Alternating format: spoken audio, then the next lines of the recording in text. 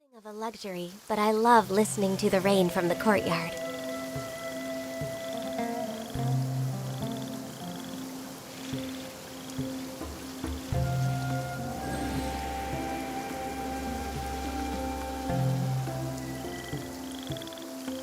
Alright, good afternoon everyone. Welcome back to the stream.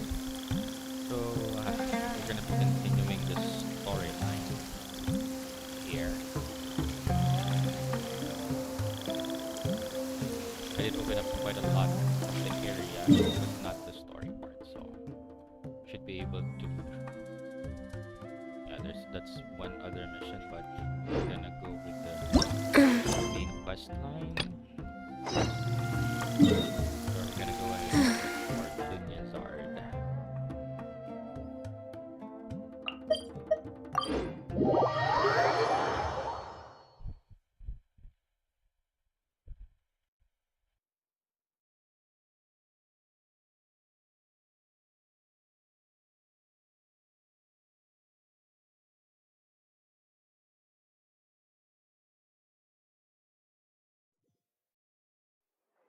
Oh, the sun's out. When did that happen?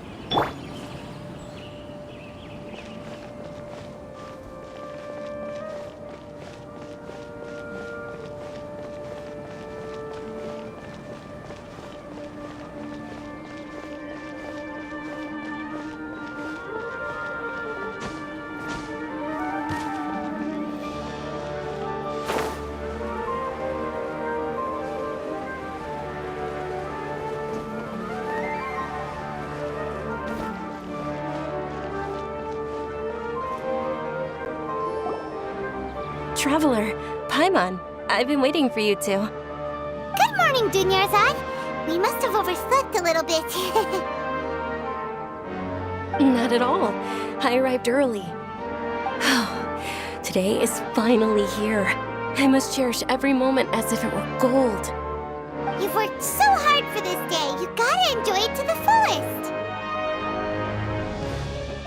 fullest. You know it. It's just that, as expected, I had some trouble falling asleep last night. I'm hoping my body won't be too much of an issue today. Well, shall we? Many vendors came out of the blue to support the event, and they insisted on covering costs themselves. Let's go give them some business. They paid for everything out of pocket? Oh, sounds like they're not in this just for the Mora. They all said that contributing to a lively festival atmosphere is more important than money. Especially since we don't often get to celebrate Lesser Lord Kusanali's birthday. Ooh, they're selling food over that way! Let's go take a... This is a stall offering foods from the Haftmewa feast. Oh, you could tell straight away. I thought most people nowadays wouldn't know. Mushrooms, flowers, and all kind of fruit? It's all vegetarian stuff. Oh, Paimon's a little disappointed. So, what's the Haftmewa feast you mentioned just now? It's another Sub-Zero's festival tradition. People used to set their tables with 7 different foods.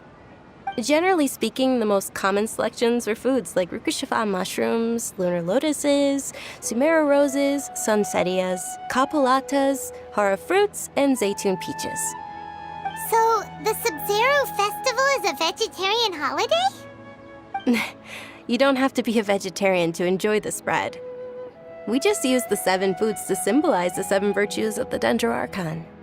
Wait, but if that's the case, if SUMERU uses vegetarian food to represent the Dendro Archon, then wouldn't the Pyro Archon's festival be full of food like roasted fowl, juicy meatballs, grilled steak?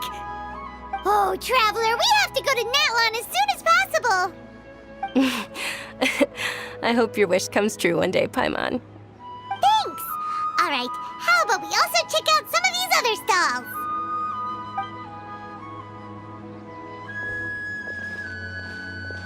Dear customers, would you like to try your hand at alchemical divination? What's alchemical divination? Those two things sound like they'd be fun to try together. Right? I thought the same when I first heard about it. It is said to be a mysterious craft invented by none other than Lesser Lord Kusanali herself. So, how does it work? It's quite simple.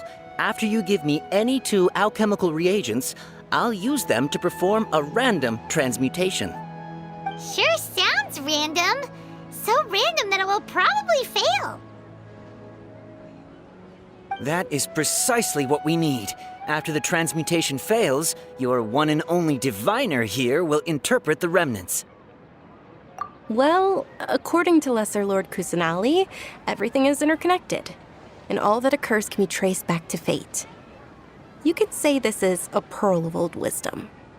Why does everything sound so much more credible when Dunyarzad says it? Are you guys working together? So that's the true wisdom behind it. This young lady sure knows her stuff. So, how about it? Want to give it a try?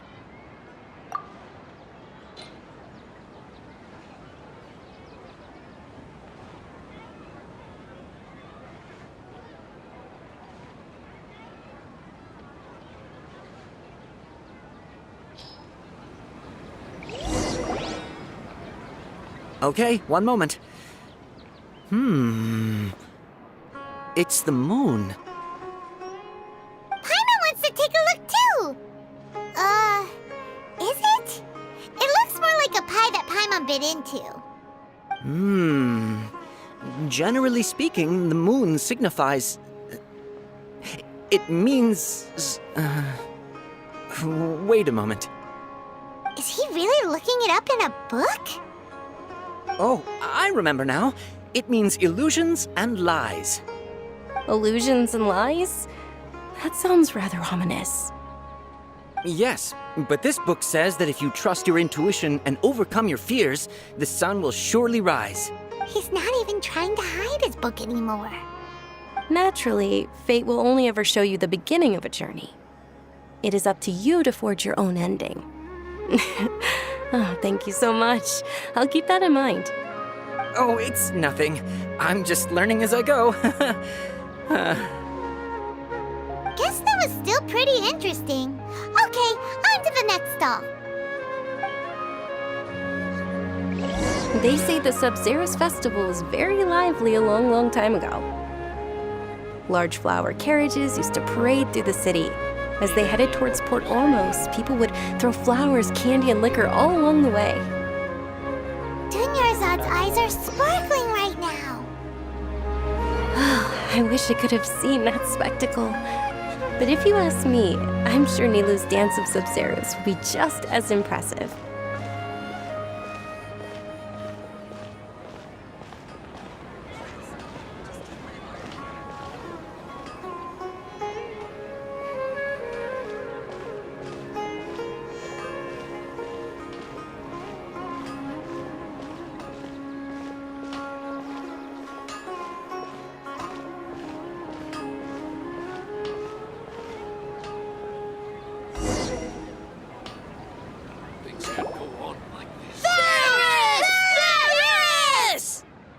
Attention!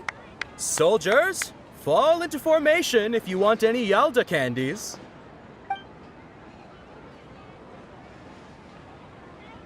It's a weird guy with a weird hat. Hey, it's Dunyarzad! Wow! Miss Dunyarzad, the children love you even more than the Yalda candies. In the few short days it took to prepare for the Sub-Zerus festival, the children have all grown very fond of you. The Hallowed Knight of Flowers. It's an honor that you know my name. Attention! In the name of Ferris, the Knight of Flowers, I commend you on your contributions to the glorious Sub-Zerus festival. All right, little soldiers, take your Yalda candies and don't forget your loyalty to Lesser Lord Kusanali. Dismissed! Yes, Knight Ferris! Just what is going on here? Ferris, the Knight of Flowers, is another Sub-Zerus festival icon, and one immensely popular with children. In the past, the actor portraying Ferris would also sit on a flower carriage. It's all thanks to Miss Dunyarzad's sponsorship that the children can make such wonderful memories today. As are we to you, Vihar. Oh, not at all. Oh, speaking of tradition, do you want some Yalta candies? They're a festival staple, and I happen to have some boxes readied here. Take a look and pick whichever one you want. Whichever one. Don't these boxes all look the same? That is the fun part.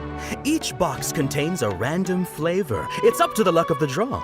Flavors include lavender melon, hara fruit, sunsetia. Ooh, those all sound pretty good. And there's also lizard tail and oni kabuto. Huh? What's up with those two flavors? Oni kabuto is a little spicier than lizard tail. Dunyarzad, you tried them before? It's all right. Paimon believes in you. I also believe in your intuition. Great.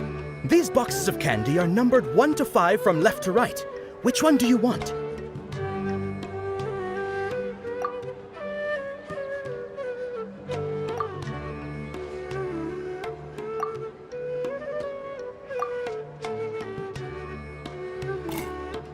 Excellent work.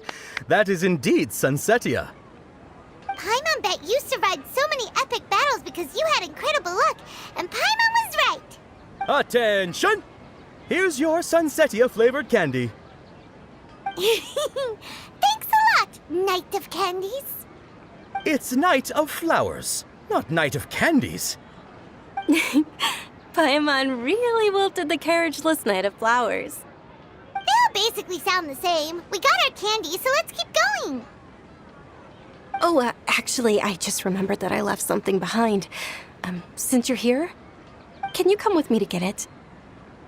Dunyarzad, you probably forgot because you're so excited about the Sub-Zero's festival. How embarrassing.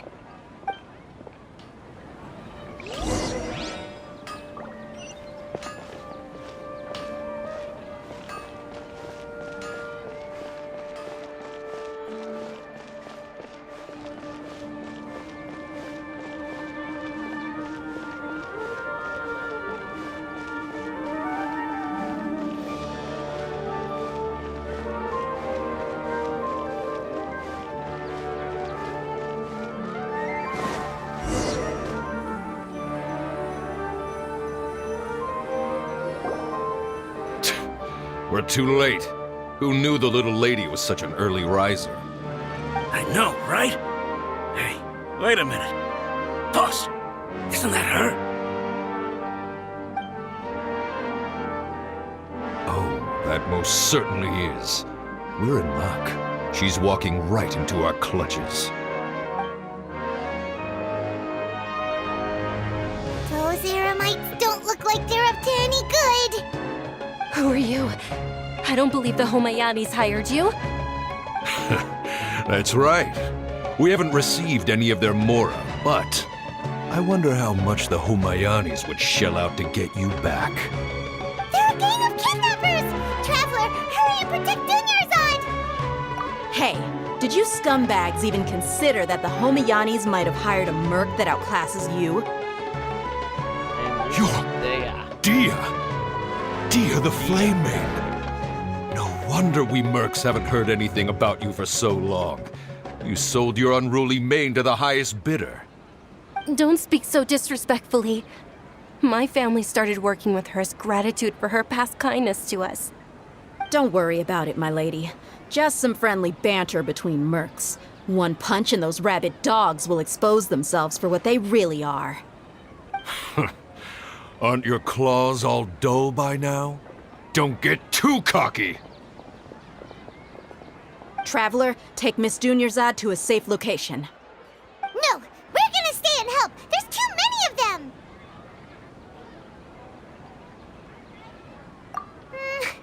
You're right.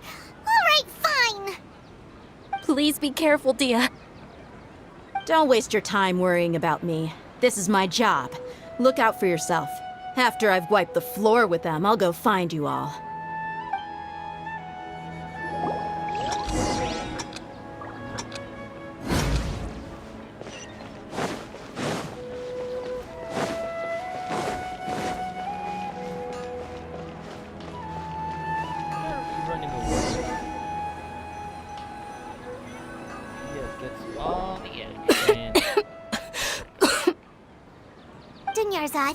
Are you okay? You look a little pale. Are you in shock? I'm fine. My body always reacts like this whenever I exert myself too much. You sure you're okay? I'll be fine after some rest. I'm more worried about Dia. After all, none of this would have happened if I hadn't insisted on coming out today. Yeah, don't worry. He is tough. He's an eremite. Vision holder at that. My lady, traveler, found ya. Dia! You took care of them so fast! Any more of them? Or rather, did anyone follow you?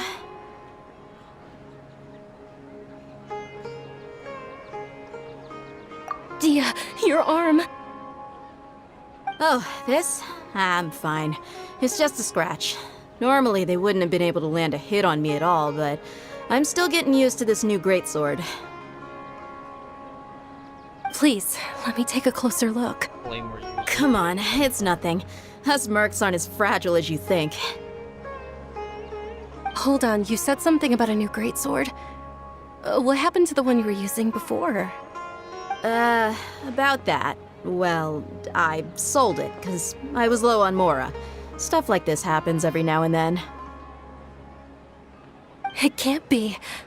The anonymous donation that was used for the venue's final round of preparations?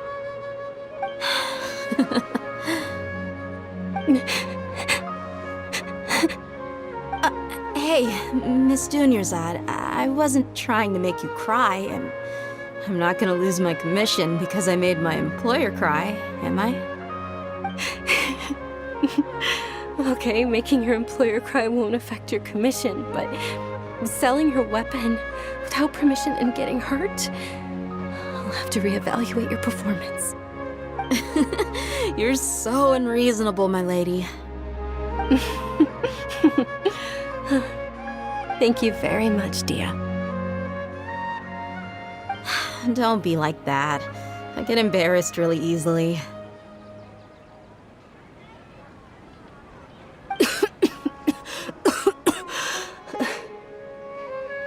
Are you feeling unwell again, Dunyarzad? My lady, your condition. Traveler, can you take her somewhere to rest? I'll look around the area to make sure we're safe from an ambush. Truly, I'm sorry for the trouble, everyone.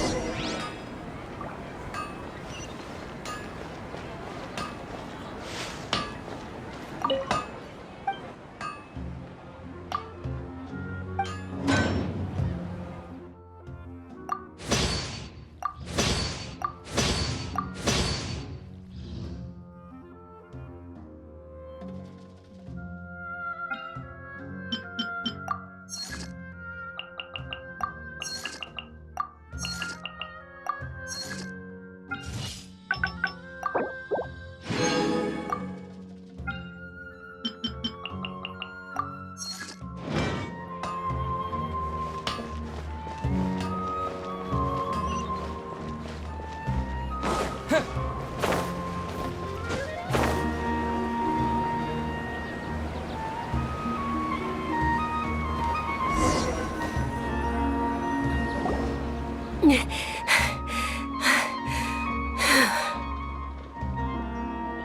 a princess.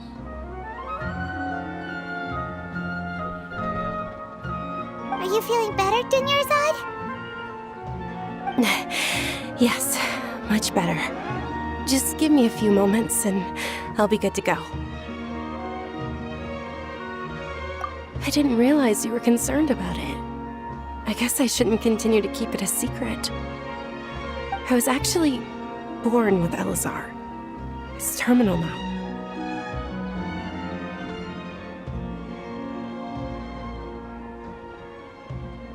Seems okay.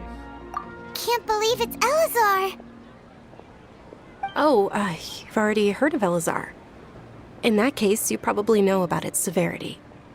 SUMERU's current medical advancements still haven't been able to find a cure. The disease's progression can only be delayed through environmental therapy. Dunyarzad. There's no need to be sad. I've always lived with Elazar, and I came to terms with it a long time ago. Compared to the simple fact that I'm afflicted with this, its effects on my life have been much more painful. I know that my family loves me dearly. They've done all they can to provide the best environment for me so that I can live for that much longer. However, I know I will one day succumb to this.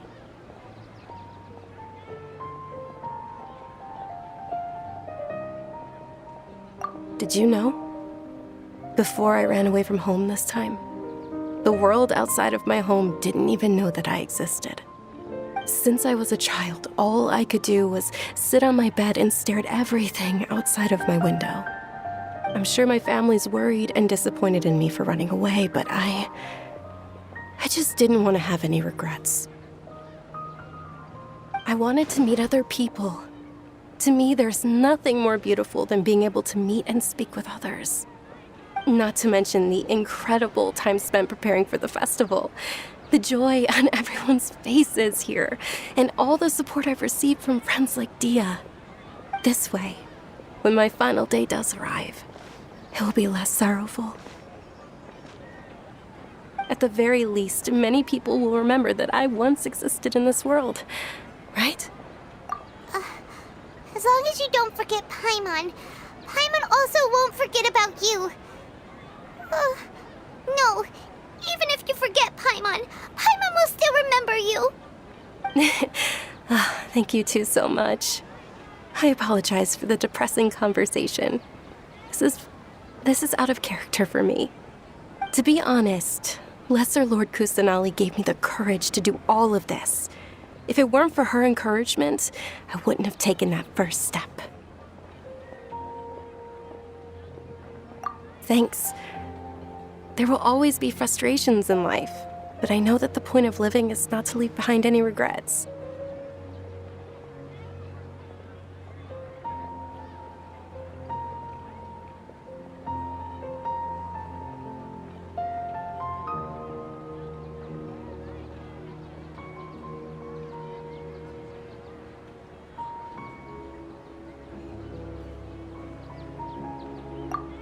Oh, right.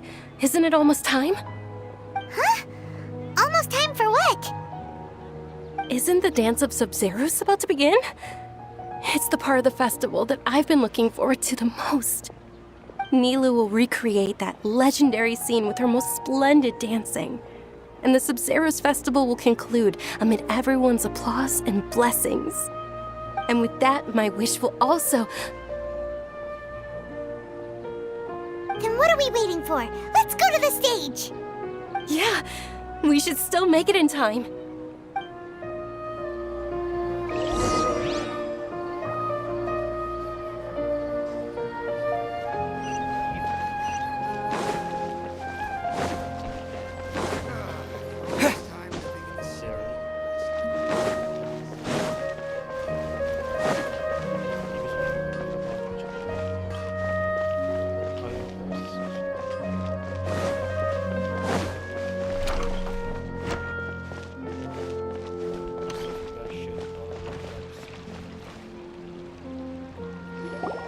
Were you not aware that the law prohibits this type of performance from taking place without prior permission? Over there! Someone's yelling at Nilou! I think I just saw the Academia's Grand Sage. Why is he here in person? But the Dance of Sub-Zerus is one of the key parts of the Sub-Zerus Festival. If we can't perform it... The Sub-Zerus Festival. The law also prohibits the private hosting of large-scale religious festivals. Only the Academia can host such an event. If you continue to resist, we will have to order an investigation into every single event organizer. The Grand Sage has already granted you much leniency. I advise that you exercise tact. How did things turn out like this? The Academia was originally responsible for the Sub-Zerus Festival, but they failed this responsibility for many years. I need to speak with them. This is a hard pill to swallow, but you're right. Things would only get worse. Art. Dance.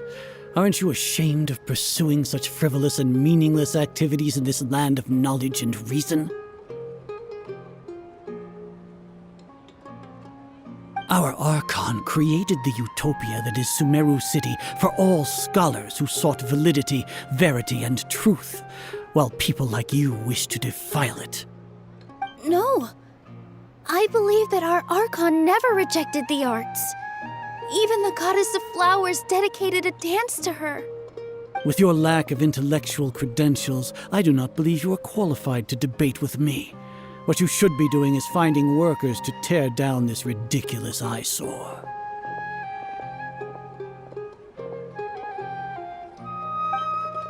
When we return, have the scribe draft an ordinance before the next Nyargarbaha Day that prohibits public art performances. We will announce it to the public later via the Akasha. Understood. I will inform him when I return.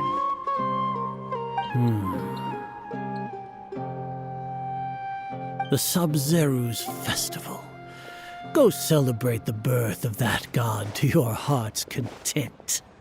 Nilu, are you okay? Oh, Dunyarzad. You all saw that just now? The Grand Sage ordered us to stop the performance. Yeah. Let's go somewhere the Academia can't find us and perform there. But how do we let everyone know? And what about the atmosphere on the stage? Or we could get people to block them off so they can't interrupt the performance. No. They just threatened to investigate the organizers. If we were caught... Nilu, it's all right. Don't worry about it.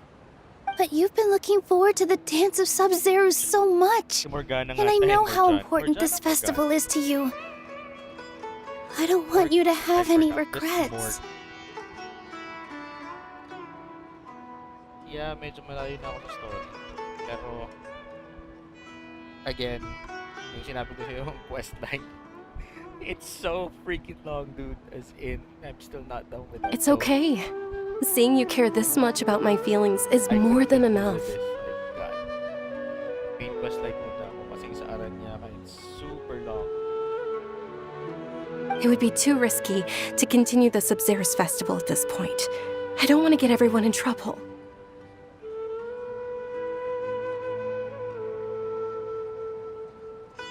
If you say so. But you can sneak out for the next Sub-Zero's festival, right? We'll make sure the next one is a smashing success.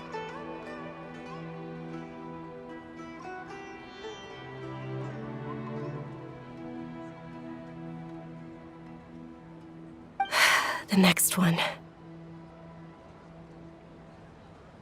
Yes. Okay. It's a promise. It will be a smashing success. I can't believe this is how things turned out. Those heartless geezers.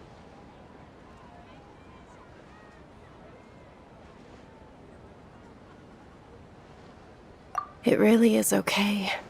There's nothing we can do about it. Still, I'd be lying if I said I had no regrets. I would have loved to see Nilu's dance.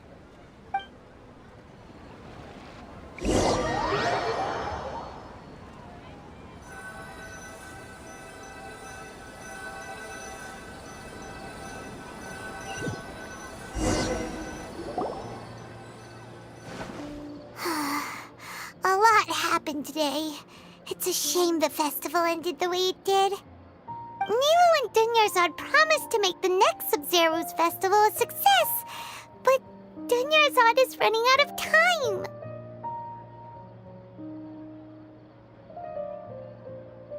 Yeah.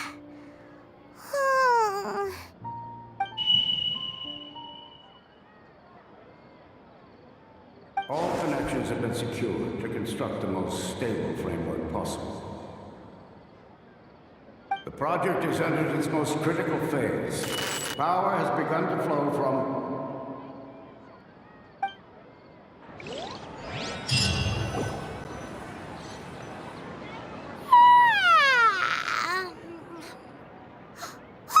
We're gonna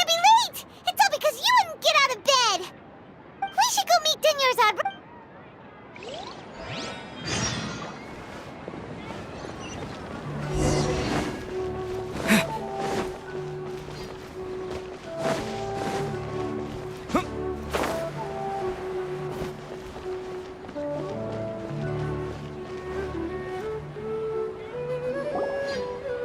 morning, Dunyarzad. Sorry we're late. Not at all. I arrived early. You seem kinda tired. Did you not get enough sleep? I'm doing well. There's no need to worry. Shall we go? Let's start with the stalls over there. Sure! Traveler? Why are you just standing there? Let's get going!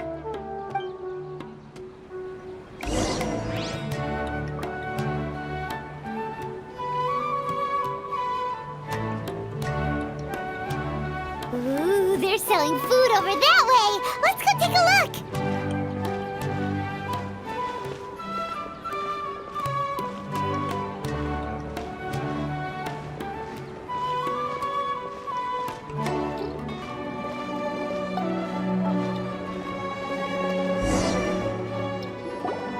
This is a stall offering foods from the Haftmewa feast. Wait a minute. Did we just jump back in time? It's deja vu. You are quite well informed, miss. I thought most people nowadays wouldn't know. It is freaking deja vu. They're all plants! Oh, Paimon's a little disappointed. Actually, what is the Haftmewa feast you mentioned just now? It's one of the Sub-Zerus festival's traditions. People used to set their tables with 7 different foods to symbolize the 7 virtues of the Dendro Archon.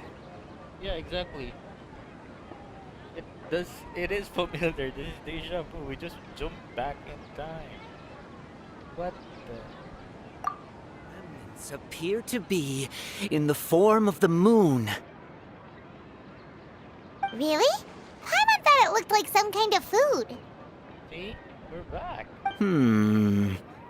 The moon signifies... It's escaping me for now. Wait a moment. Is he really looking it up in a book? Oh, right. It means illusions and lies. But if you trust your intuition and overcome your fears, the sun will surely rise. It is deja vu. Understood. I'll keep that in mind. Oh, it's nothing. I'm just learning as I go. Guess that was still pretty interesting. Okay, on to the next stall.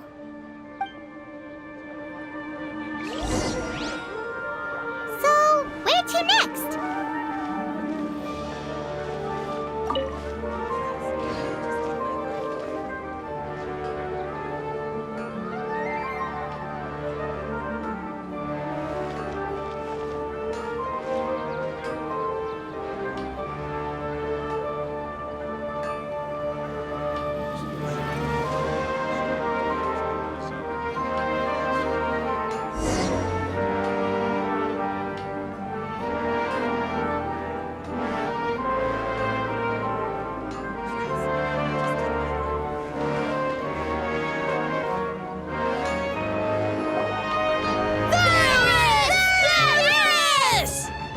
All right, soldiers. Now that you have your Yalda candies, don't forget your loyalty to Lesser Lord Kusanali. Dismissed. Yes, Knight Varus! What's going on? Is this a play? Ferris, the Knight of Flowers, is another Sub-Zerus festival icon and one immensely popular with children. It's all thanks to Miss Dunyarzad's sponsorship that the children can meet the Knight of Flowers. Oh, do you want some Yalda candies? I happen to have some boxes readied here. Take a look and pick whichever one you want. What's to pick? Don't these boxes all look the same? It's not that simple. Each box contains a random flavor. It's up to the luck of the draw. Flavors include lavender melon, hara fruit, sunsetia. Ooh, how interesting. And there's also lizard tail and oni kabuto. Ugh, why do those flavors even exist? Traveler, help Paimon pick one. Paimon wants to eat the Sunsetia flavor. Great! These boxes of candy are numbered 1 to 5 from left to right. Which one do you want?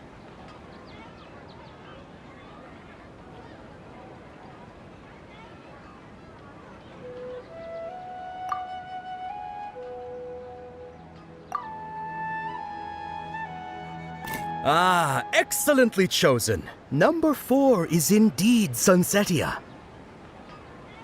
Ha ha! Paimon bet you had incredible luck, and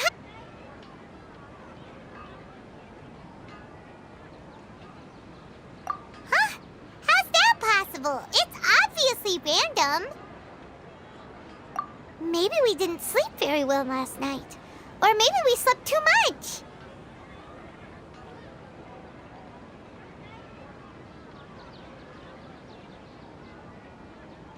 Oh, sure. Huh? Where are you going? You're just gonna walk off like that?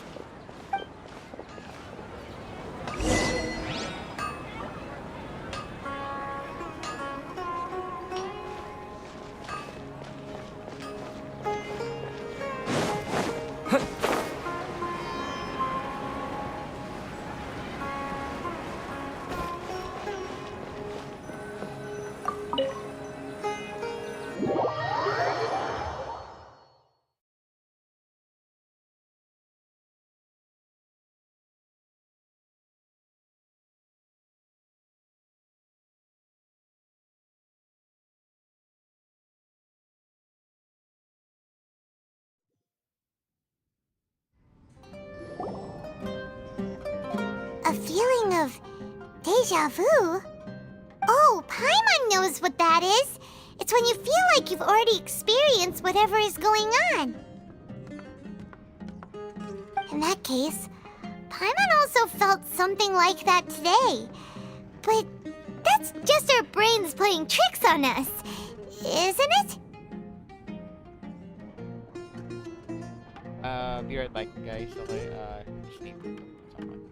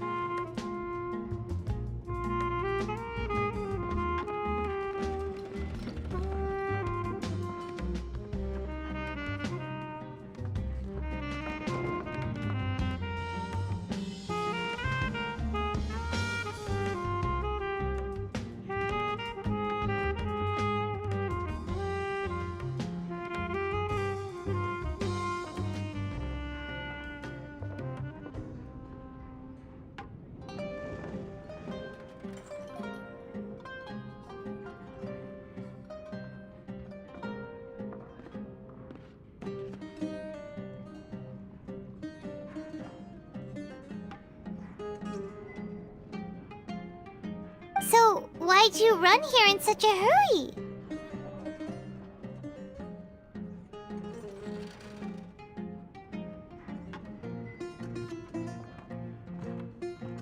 So that's it!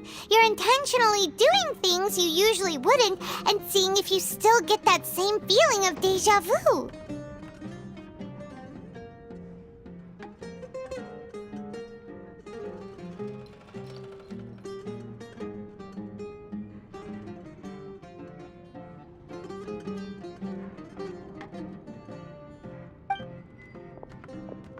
Welcome, you two. Are you here for lunch? What would you like to eat? Got it. You don't look like you're from these parts, but I gotta say, you've got good taste. I'll give this order to the kitchen. Coconut charcoal cake? Isn't it that burned thing that didn't look tasty at all? Oh, Paimon understands what you're trying to do now. You'd never normally order something like this.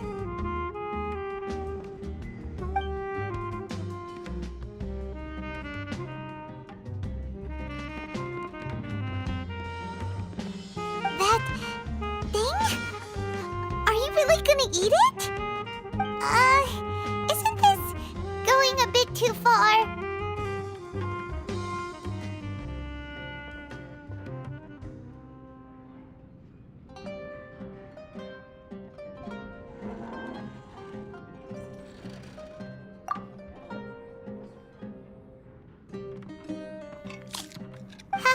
How was it? The look on your face is telling Paimon that it tasted awful.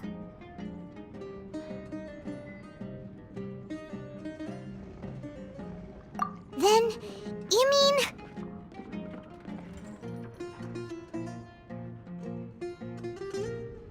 That's impossible! We were just talking about how gross it looked! So, would this be a case of taste bud deja vu?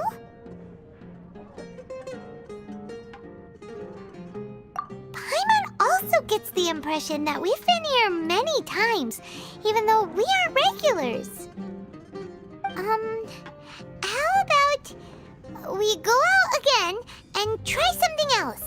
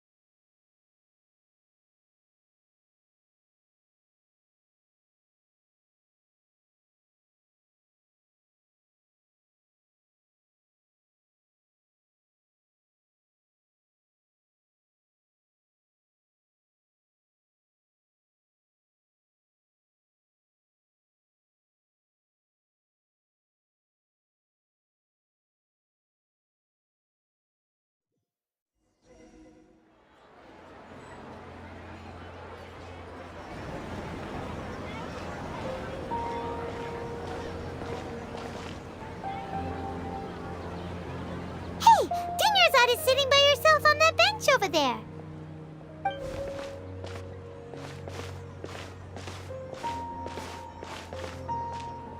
What a coincidence, Dunyarzad. We meet again. Why are you sitting here all by yourself? Oh, I ran into some kidnappers just now, but thankfully Dia came to my rescue. I started to feel unwell after that, so I sat down here. Kidnappers? Oh my goodness, are you hurt? I'm okay. Dia's arm got scratched, but it isn't serious. Whew. That's a big relief. But, Dunyarzad, you seem a little down today. It's the SUMERU festival, and you've been looking forward to it so much. Not at all. I've always been like this. Excessive physical exertion or strong emotions tend to aggravate my illness. Besides, no matter how amazing today may be, it is but a single day. After however many more days, my time will come to an end. Paimon doesn't quite follow you, and Paimon feels like something's really got you down right now. It really is fine. I don't mind. Huh? Did something happen?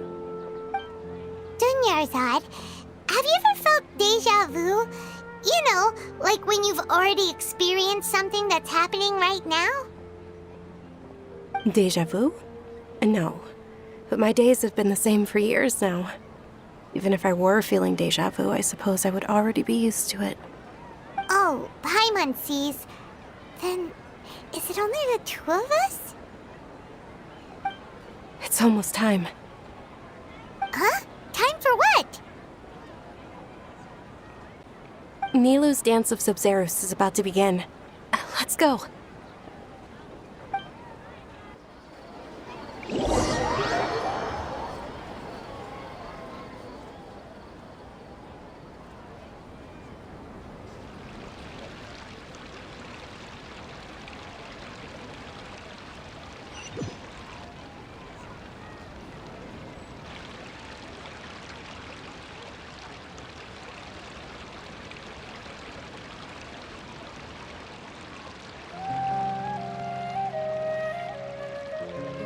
With your lack of intellectual credentials, I do not believe you are qualified to debate with me. What you should be doing is finding workers to tear down this ridiculous eyesore. When we return, have the scribe draft an ordinance before the next Nyagarbaha Day that prohibits public art performances.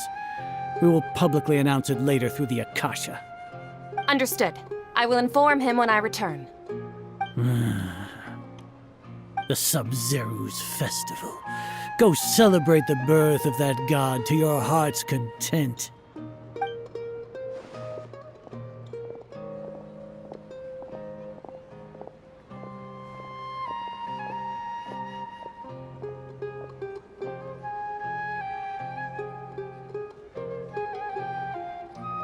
Nilou, are you okay?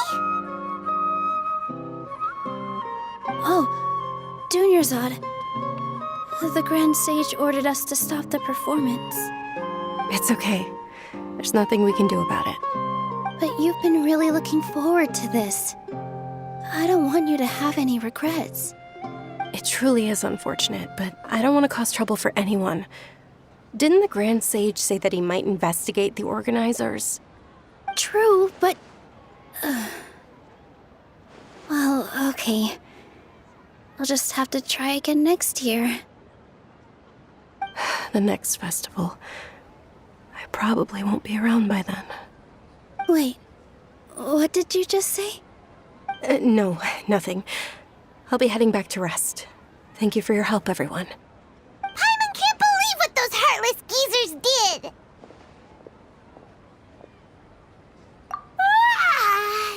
Did Dunyarzad already go back? We should also return and get some sleep.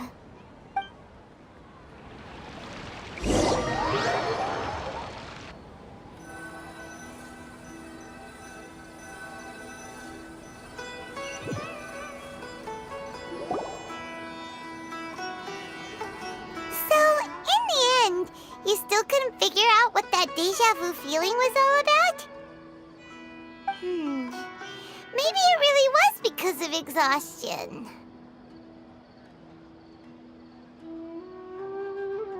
Same here. That's why Paimon stopped thinking about it halfway through the day. Then, how about we settle in and get a good night's sleep? For now, we can chalk things up to exhaustion. We can do more thinking tomorrow. Observing a modest drop in the output of Jnana energy, but values still remain within normal parameters. Continue to monitor for variances in the data and find the cause as soon as possible.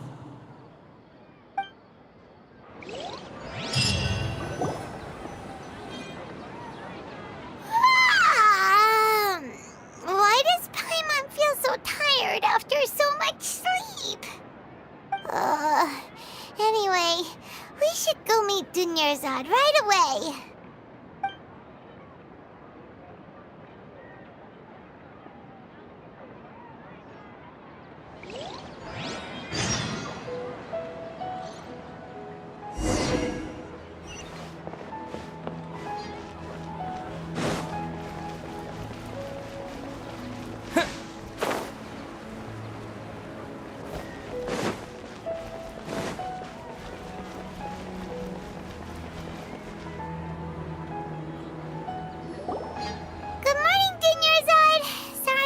you waiting. Not at all. I arrived early. Huh? Paimon thinks you sound kinda tired. Did you not get enough sleep? I'm doing well. There's no need to worry. Shall we go? Let's start with the stalls over there. Great idea! Let's get going! Traveler? Hey. It happened again. What the? Am I doing something wrong? Once again, deja vu.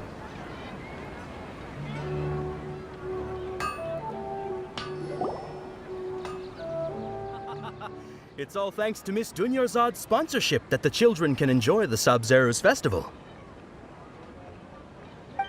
We're in a loop. Oh, are you interested in Yalda candies? I have some boxes of candy here. Pick whichever one you want. I'm gonna change my selection. It's not that simple. Each box contains a random flavor. It's up to the luck of the draw. Flavors include lavender melon, hara fruit, sunsetia. They all sound pretty tasty. And there's also lizard tail and oni kabuto. Huh? What were those last two? He'll help me choose. Paimon wants to eat the sunsetia flavor. No problem. These boxes of candy are numbered 1 to 5 from left to right. Which one do you want? Number four. Oh, I like your confidence. No hesitation at all. Oh, congratulations! Number 4 is indeed sunsetia.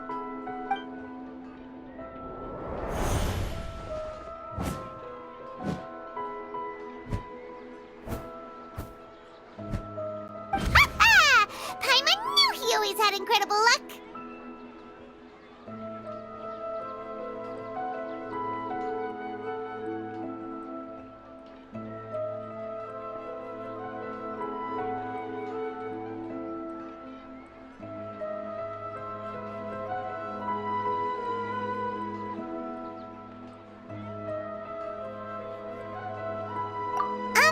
Paimon's not Wait. How did you know? Don't tell me that you already knew which flavor was in each box. What? He was right about all of them? That couldn't have been luck. How is this possible? I packed all those boxes this morning and they've been sealed ever since. You couldn't have known beforehand. Mind reading? X-ray vision? Or some kind of magic trick? This is way too freaky. Tell us what's going on! Since when did you get superpowers? Traveler? Kusanali! Hey, where are you going?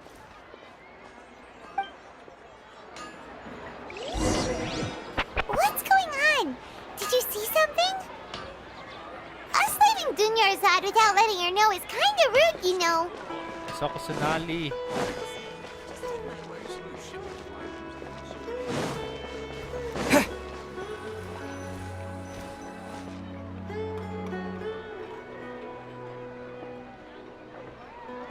Kusanali!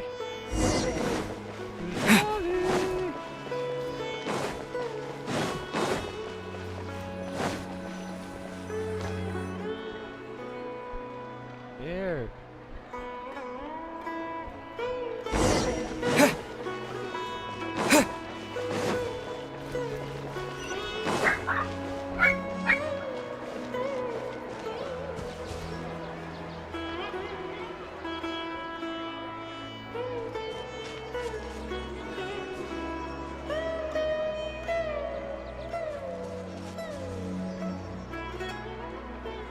What are you looking for? Why did we come here?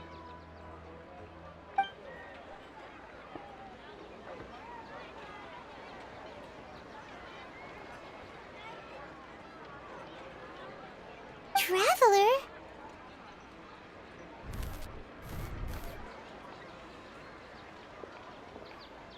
that a rift? A rift? That's... Oh, bird's gone.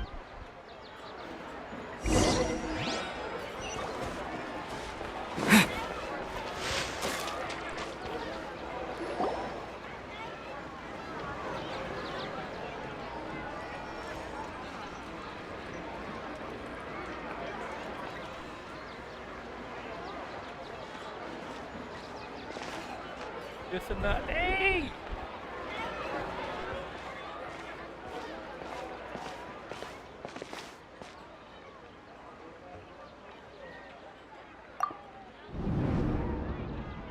Look! That's... Isn't that Dunyarzad? Dunyarzad. What's happening here? Why are there two Dunyarzads? You already know that this isn't your first Sub-Zero's festival, don't you? I'm sure you already know how to use this. A knowledge capsule? Where did you get it? What's inside? You should use it too, Paimon. You know Paimon?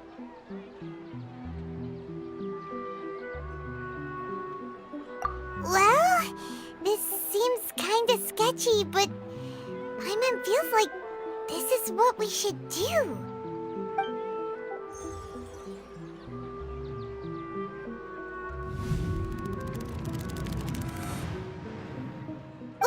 What the?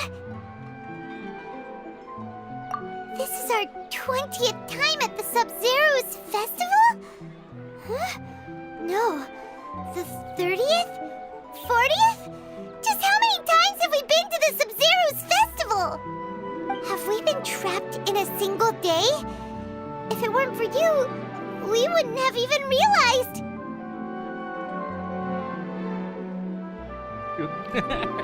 Big joke. Let me snap a pic.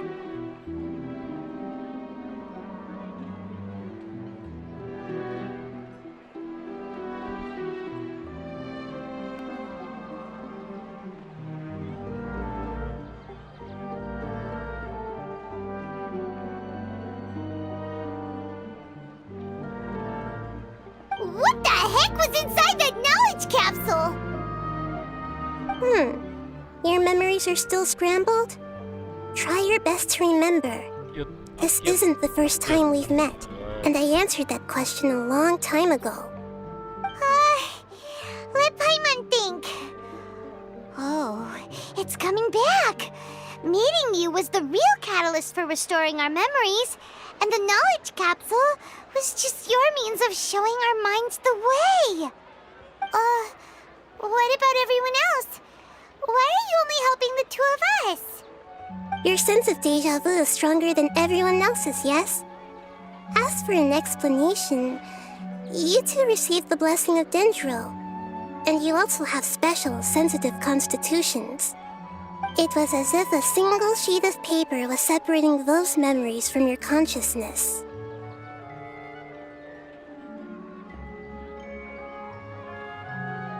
A familiar question. I think this is the 7th time you asked that. As you can see, she isn't doing well. You probably sensed it too. The Dunyarzad you were just with is different from the first Dunyarzad you met. That first Dunyarzad is in front of you right now, and she doesn't have a lot of time left.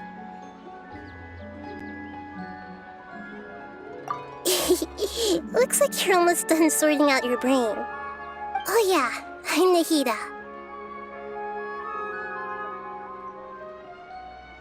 It's using Nahida. Good, you passed the test. What's happening? You can awaken our memories, and you seem like you know what's going on. Oh, wait, please don't tell Paimon even you don't know. Everything in this world runs in a loop. This cycle is called a samsara. You, me, and everyone else are all stuck inside a one-day samsara. As for the truth, that's on you to find out. If you were told the truth instead of discovering it yourselves, it would literally blow your minds. I don't know how you'd be after that. I can only give you surface level help, like bits of information and subtle hints. For the rest of the time, I'll be doing all I can to slow down Dunyarzad's illness.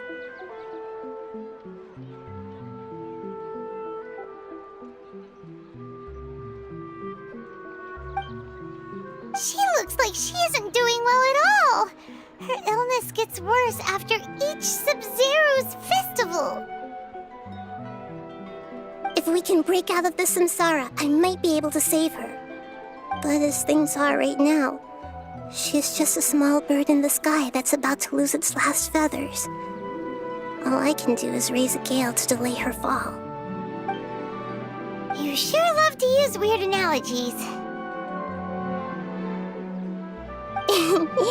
Analogies are wonderful tools.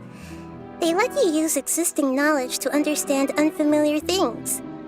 Okay, so, with what you know so far, what do you think the truth is?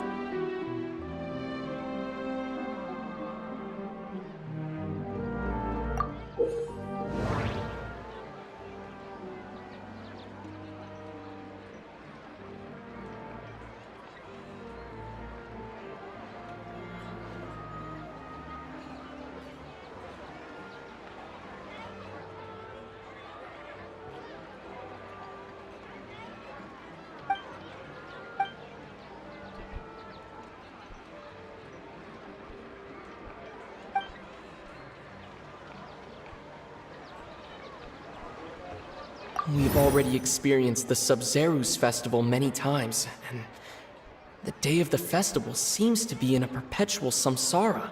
Finally, a voiceover.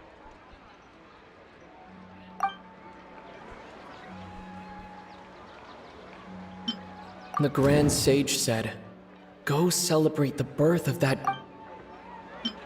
the moon, illusions, and lies." My mind feels exhausted. What's happening right now seems to have happened before. This feeling has been getting stronger and stronger.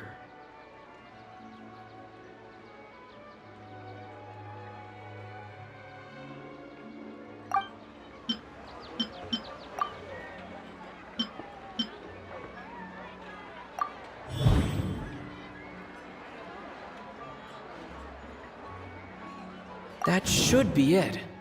The flow of time is endlessly cycling within one single day.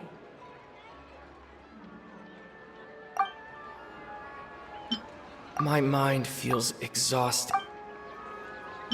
That should be it. A time loop. You've given similarly wrong answers in the past. A pity. Seriously? Still the wrong answer? Can I do that again? A simple time loop can't explain some of the phenomena. You two are still missing a lot of information. Unfortunately, I can't give you any more hints. Can I try again? Dunyarzad! The Sub-Zeru's festival is happening every day, but that doesn't mean we can waste an infinite amount of them. Hurry and find the truth before today's festival ends.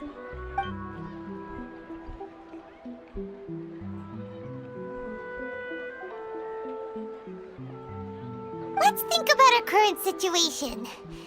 To save Dunyarzad, we have to escape the samsara of the Sub-Zeru's festival. And to do that, we need to figure out what's happening. The truth. Nahida rejected the idea of a time loop, so we must have missed something, right? Paimon's memories say that we've already done this many times, but let's go talk to people again. It's more productive than sitting here and scratching our heads.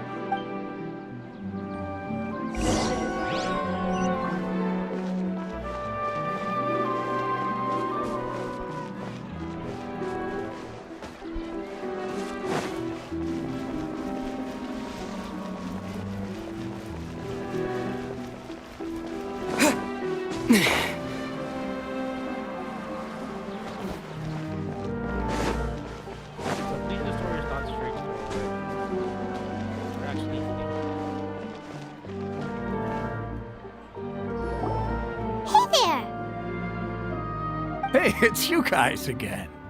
Where's your cultured friend? She's feeling a little unwell. I see. Did you come back to buy something? I guarantee the freshness of my products. I harvested them from the forest just yesterday.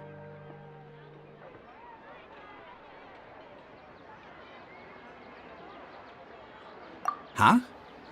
What brought this about? I hurried back from the forest yesterday, and I'm selling produce here today. I haven't felt anything strange. To put it another way, if you really think about it, was yesterday truly yesterday? Did you actually come back from the forest yesterday? What kind of philosophical nonsense is this? Are you two daydreaming? Didn't you know that no one dreams in SUMERU? Go somewhere else if you want to find someone to daydream with.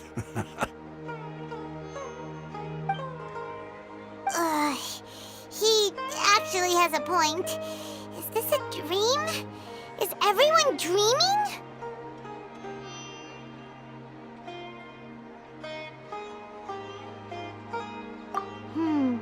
True.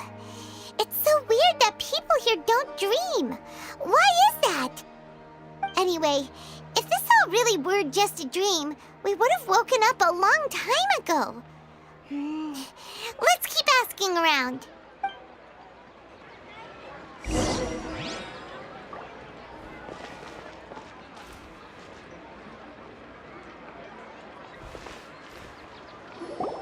Oh, it's you two.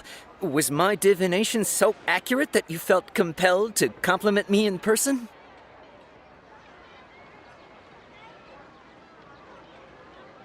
Ooh, I knew it!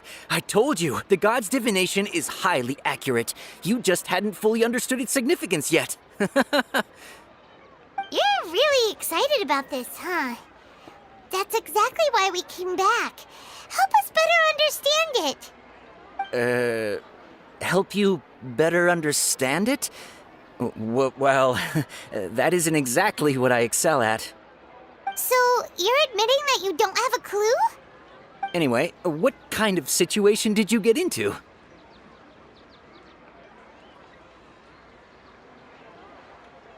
Huh? Hold on a second. I thought you guys just lost your wallet or fell for a scam. What you just said, are you serious? Does that kind of thing actually happen in real life? Paimon knew you weren't going to believe it. Marvelous. Truly marvelous. I believe you. Recall the interpretation of your divination. The moon, illusions, and lies. It really felt like an omen. When you say it like that, the divination does sound like it's related to what's going on. Can you read any more into it? I believe that the Archon's revelations are never more than vague hints. Anything more specific is beyond the reach of mere mortals. The book only says, if you trust your instincts and overcome your fears, the sun will surely rise. So that's how it is. Looks like fortune-telling is just fortune-telling. It's no good for practical problems. We haven't made any progress. Who else can we talk to? Paimon remembers that we tried talking to her a couple of times, but she always thinks we're playing pranks on her. You think she'll brush us off again?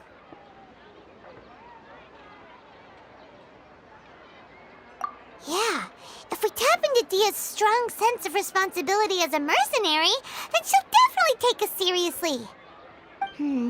At this time of day, Dia's probably just finished beating up those kidnappers. Let's go find her.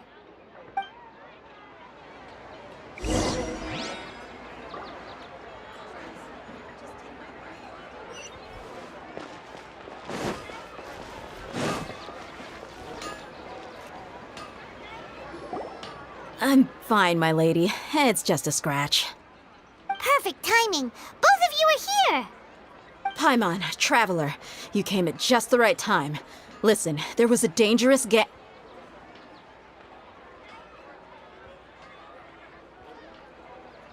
Huh? You saw? Then why didn't you jump in earlier? If someone was protecting Miss Dunyarzad, I could have went all out. Anyway, can you do something for me? You want the Traveler to take Dunyarzad somewhere to rest up while you check to see if there's still any kidnappers around. Did Paimon get that right? How did you know what I was going to say? Good job, We need to say something convincing.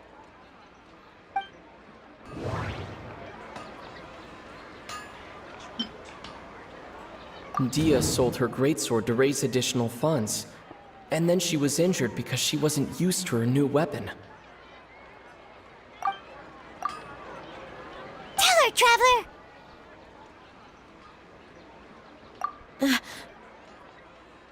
I didn't tell anyone about that. Including Miss Dunyarzad. You couldn't have known. And just now, you literally took the words right out of my mouth. What's going on? All right, so this is the situation. We're in a loop. It's kinda hard to believe what you just told me. First, let me make something clear. Most of us desert dwellers might not be the scholarly type, but we do have basic common sense.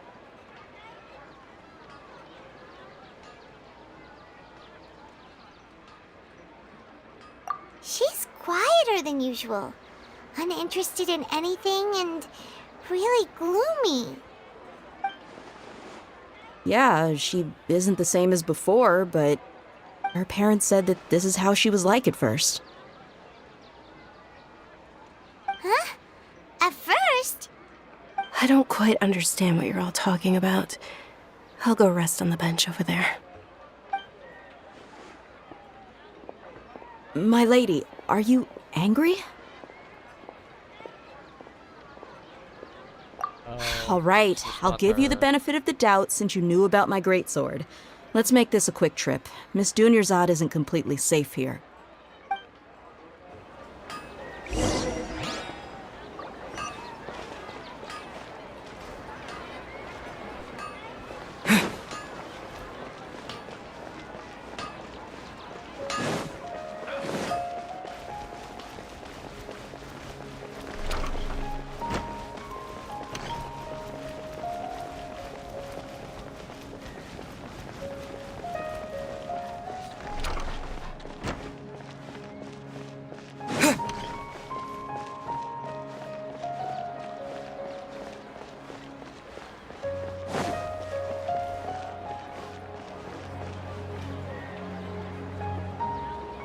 Nahida or Tsunami. Nahida! We brought a friend! Are you busy? I thought I told you that it won't help to bring anyone here. We just wanted her to see the real Dunyarzad's condition. The real Dunyarzad? Where and who are you talking to? Huh? I told you that you two are special. Other people can't see me or Miss Dunyarzad here.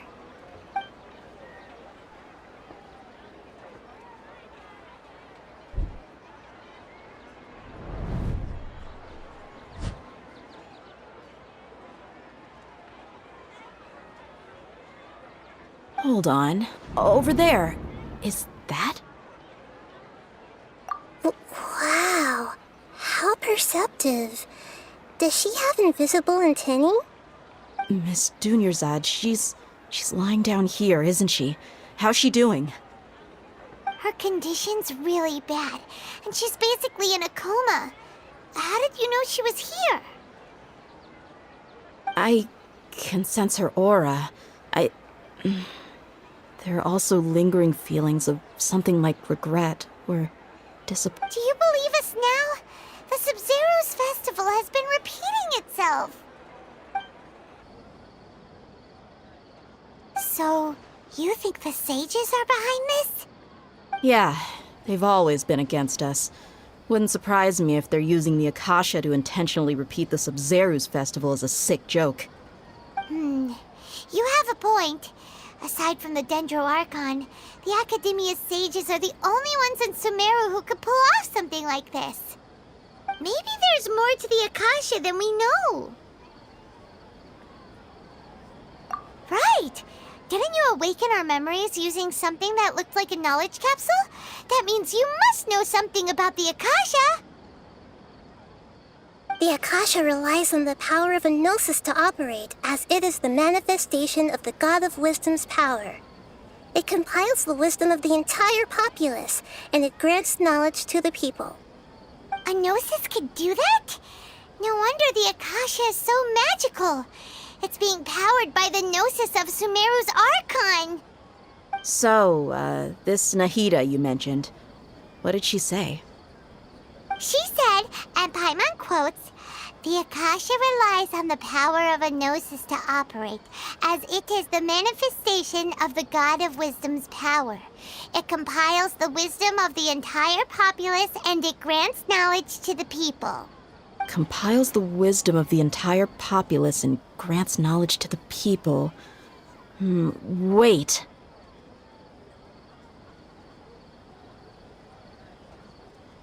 I get the grants knowledge part. That's what people have always used the Akasha for. But compiling the entire populace's wisdom? How does that work? Did she mean that the sages enter new knowledge into the Akasha? Oh yeah, that sounds about right. What do you think?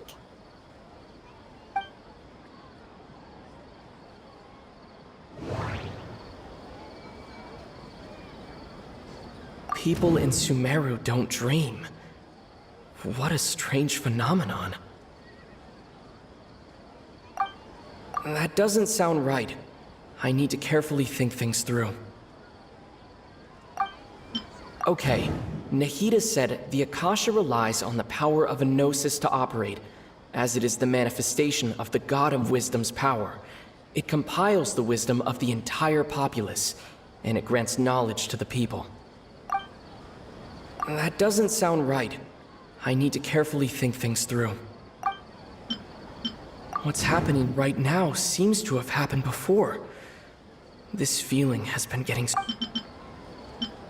My mind feels exhausted, even though I haven't done... You mean the Akasha is causing our mental fatigue? Huh. Now that I think about it, my head's been feeling unusually heavy. When the desert dwellers set off on their quest for knowledge, a sage once said, knowledge always comes at a price. Compiling the entire country's knowledge. You think the Akasha pulled a 180 and is extracting information from us? Who knows? The Akasha can put knowledge into our heads, so who's to say that it can't also poke around in there? We don't know any specifics. What's the point of doing something like that? Just think about it. If you could combine the knowledge of every single person in SUMERU, then you can basically turn SUMERU City into a single massive brain. This hive mind could make breakthroughs in problems that even the smartest geniuses can't crack. An excellent deduction. And the analogy comparing SUMERU City to a massive brain? I love it. In that case, we should take off our Akasha terminals right away. Maybe that'll solve this problem. Yeah, I was only wearing this for show in the first place. Didn't expect the sages to cook up such a conspiracy. Mark my words, when this is over, I'm getting evidence and exposing this whole thing to the public. How does everyone feel? Huh? What is it?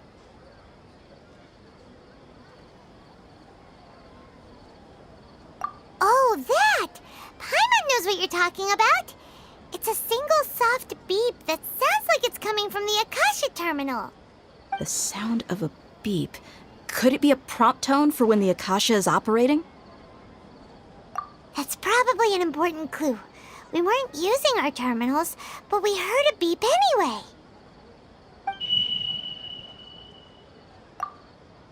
Traveler, did you hear that? I heard it too.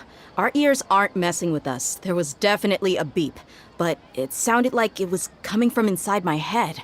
We took off our Akasha terminals.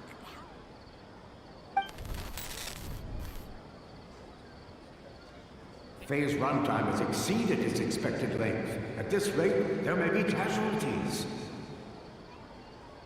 But we cannot lose all of our progress.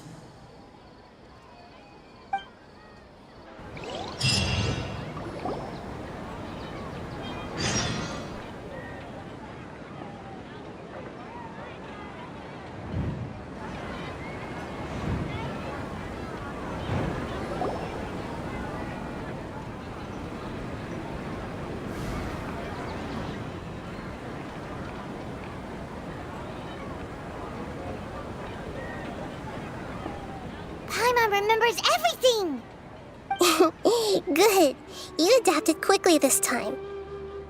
We definitely took off our Akasha terminals last night, but we still heard that beep. Why is that? But now we can at least confirm one thing.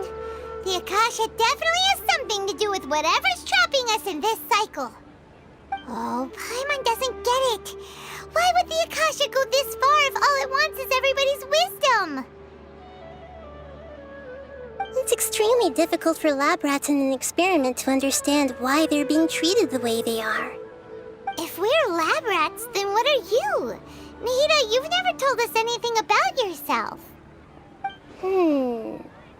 I guess I'm the moon. The moon?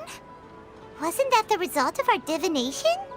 Anyway, knowing who I am won't help you get closer to the truth, so you should focus on other things. Don't get distracted and miss any clues. Okay then. Dia helped us a lot yesterday, so let's go find her. If Paimon's reading the time correctly, those kidnappers should be showing up soon.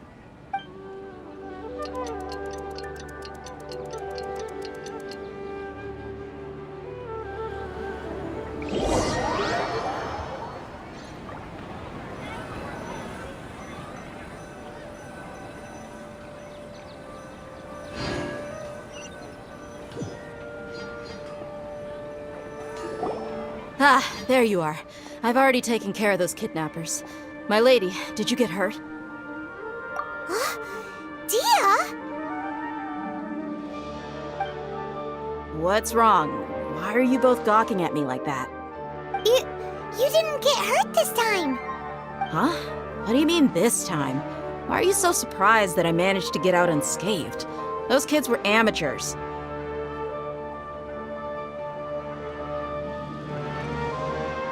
Shh! How did you know about my greatsword? I haven't told anyone about it. Please, don't tell Miss Dunyarzad. So Dia's lost her memories after all. Anything strange? You already know that I got a new greatsword. If I had to say something, it's weird how such a new weapon could feel so familiar. It's as if I've already used it to fight a countless number of battles. You're saying that although you don't remember using it, your body feels like it does? That's right. Both mercenaries and warriors heavily rely on muscle memory. Only knowing the theory of battle won't get you anywhere. Traveler, what do you think? Yeah, Paimon's feeling really hopeful. Oh, you're right! Earlier in the Samsara, something like this would have never happened. I have no clue what you two are talking about, but it's still dangerous here, so... So you want us to take Dunyarzad somewhere else to rest while you check if there are still more kidnappers around, right? How did you know what I was gonna say? Can you read minds? Forget it. Go and do your thing.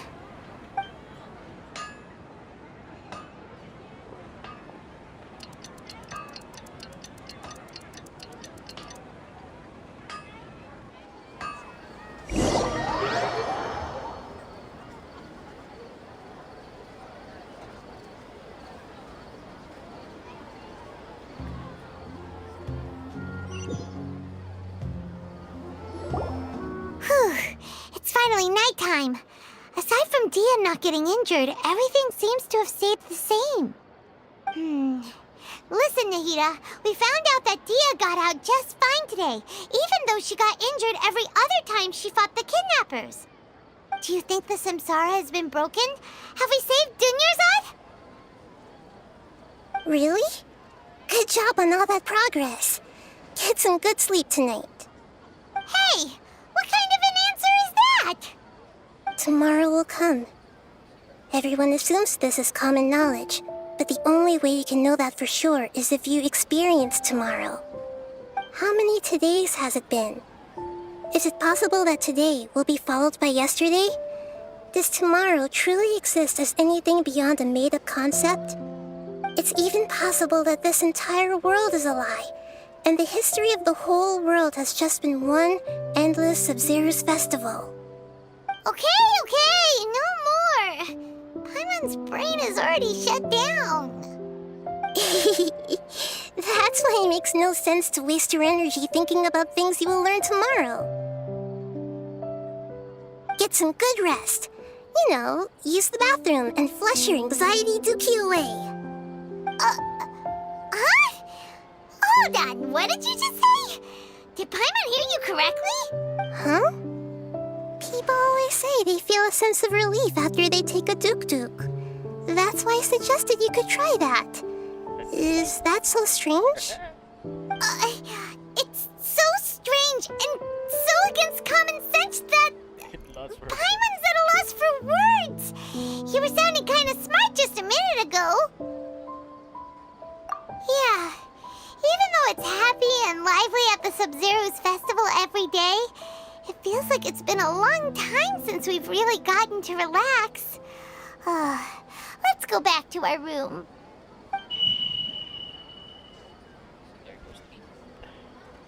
Continue the harvest. Compared to what we stand to achieve, these sacrifices are trivial.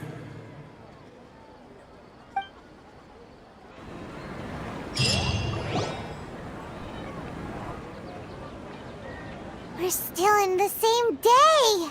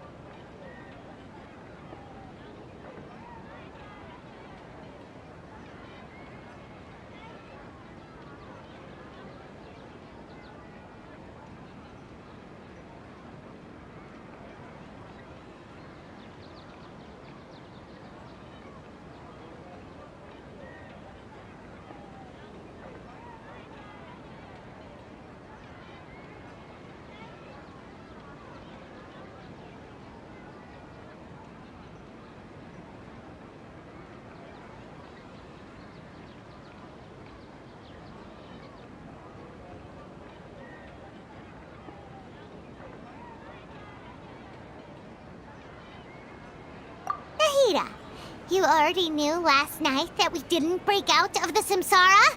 Why did you tell us? Would there have been a point? You spent the night with new worries, with tomorrow still out of reach. In that case, you might as well rest within that brief moment of hope. An opportunity like that doesn't come by often, and I thought it might help you clear your minds. Paimon thought the Duke did that! Whatever. Guess you were looking out for us after all. Of course. In the time we've been together, you two have been everything to me. Paimon's flattered and everything, but maybe you're taking things a little fast. What I mean is, even though I had asked you to solve this puzzle, you two are still the only ones who can see me and sense my presence. In other words, if you weren't here, I may as well not exist. That's why you two have been everything to me. Get it? Nahira's talking about confusing stuff again. Anyway, that's enough chit-chat. So, Traveler, did the new clues yesterday help you gain a new understanding of the situation? Huh? Why are you scrapping your previous theory?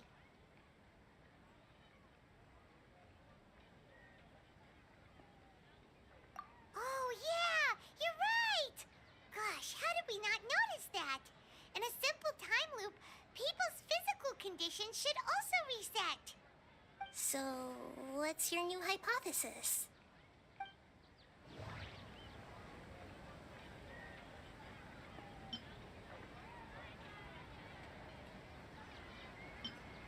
The beep is a prompt tone for Akasha operations.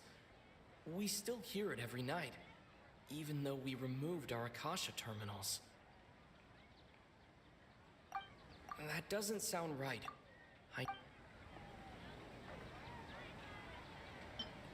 Mercenaries rely heavily on muscle memory, and Dia was able to use her experiences to avoid injury in later samsara cycles.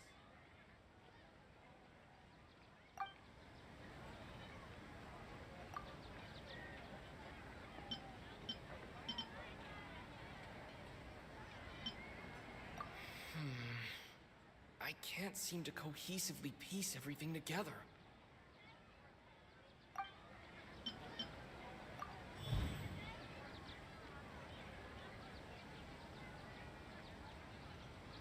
If all our memories of a day are erased at the end of that day, then we would unwittingly relive the same day again and again.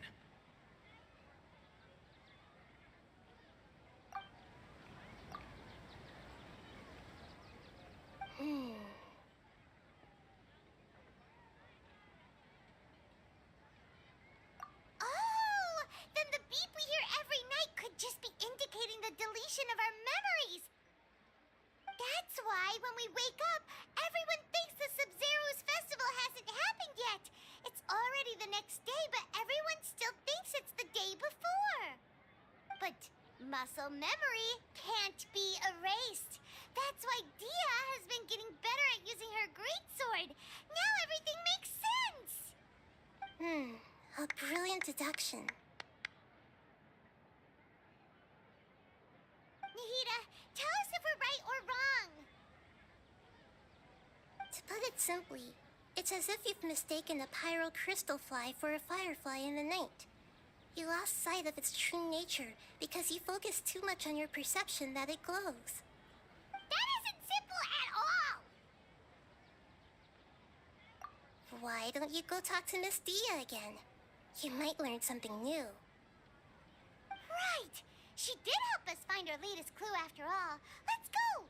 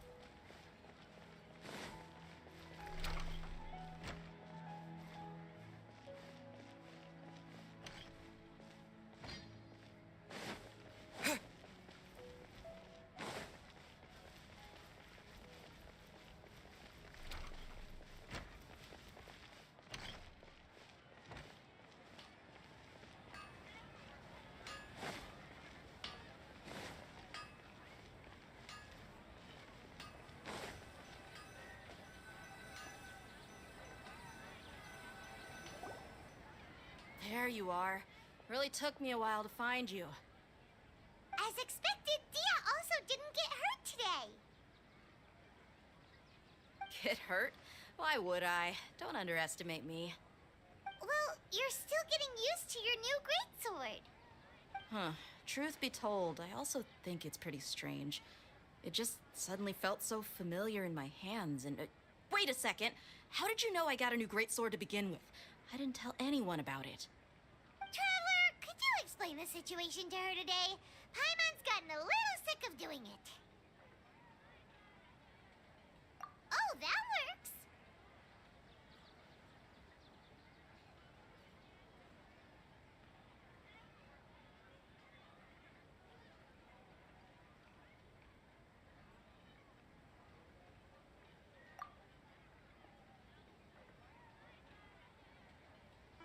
What happened to you guys while I was gone? Did you get brainwashed by some cult? Don't think too hard about it. Just take what we're saying at face value. All right then, let me get this straight. You're telling me that my body's already gotten used to this greatsword, but my brain just doesn't remember it? Yes, your memory's being erased every day. Then I'd have to disagree. That's impossible. Oh? Why do you think that? If we've actually been reliving the SUMERU's festival day after day, then what happened to the things we used, the money we spent, the food we ate? Common sense says my wallet should have emptied itself a long time ago. There's no way I wouldn't have noticed that.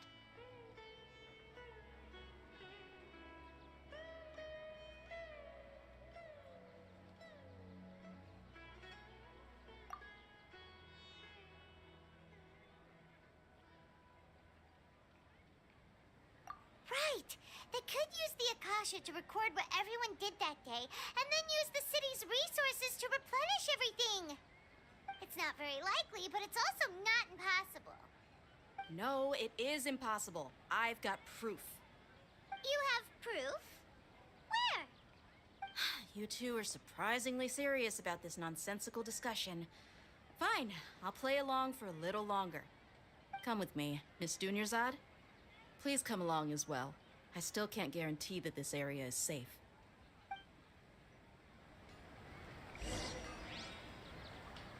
Paimon can't believe it's Dia who wants to show us something this time.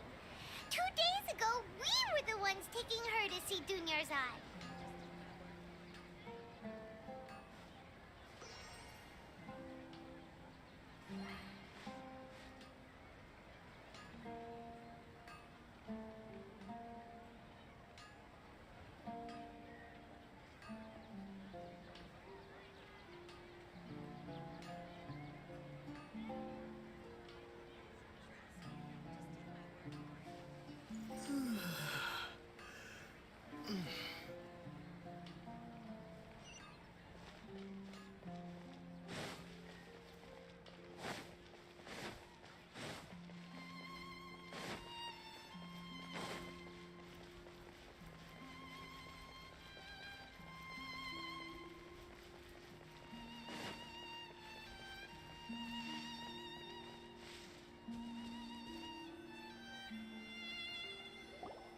This is it. Huh? This is a wooden training dummy. What about it? See those marks on the dummy? Those are the result of several days' worth of practice. Let's say the sages didn't replace it every day. Shouldn't it be hacked to pieces by now? That's true, but what if they did? Then the sages would have had to reproduce every mark I left during previous training sessions. I'm a professional fighter. My martial school has always emphasized the importance of refined control. The force, angle, and entry point of each strike is calculated and deliberate.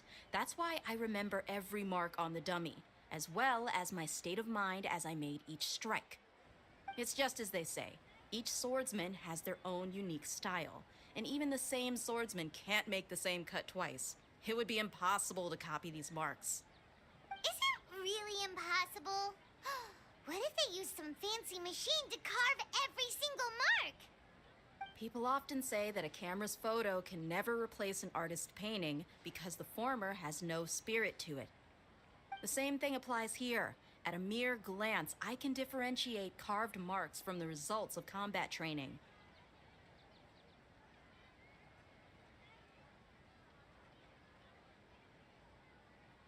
Whew. Hope that cleared things up for you. Hey, is this that new brain-exercise game that's been super popular with the scholars lately? It's surprisingly fun. Anyway, it's getting late. I should escort Miss Dunyarzad to Nilu's stage. See you later. Well, back to square one. Is our memory deletion theory also wrong? But at least we've reached some other conclusions in the meantime. Yep, that's true. So, can we think of any new ideas right now? Strange? Paimon feels like everything's been strange lately.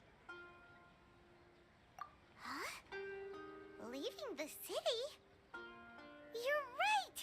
It's really strange how we never thought of such a simple solution! Paimon can't believe it! Did we miss this because we're tunnel visioning too hard on our other theories? Or because we're just too tired? How about we go back and ask Nahida? Maybe we've forgotten something about leaving the city.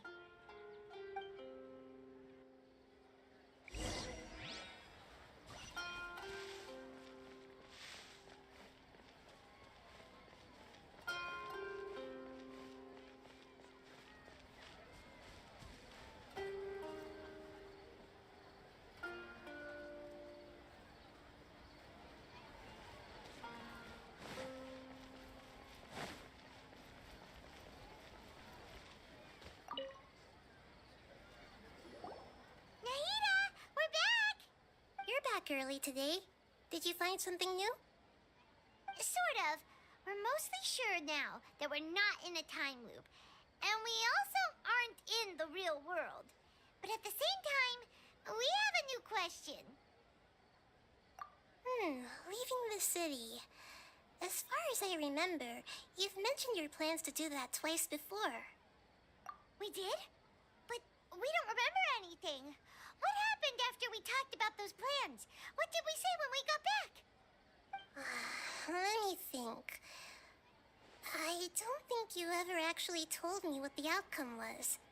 Oh, it's probably more accurate to say that both times you never came back the whole night. But you two sometimes stay out the entire night anyway, so at the time, I didn't think too much about it.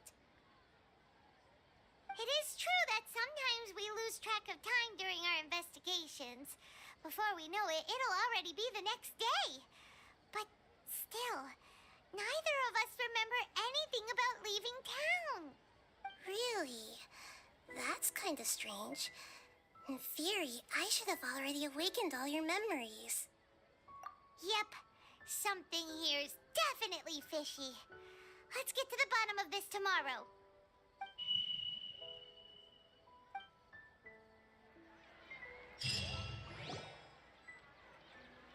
Our memories are back!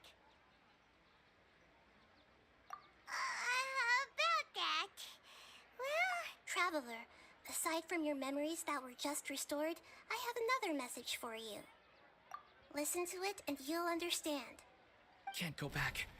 There are countless spaces here. Our SUMERU's festival in SUMERU City is just one of them.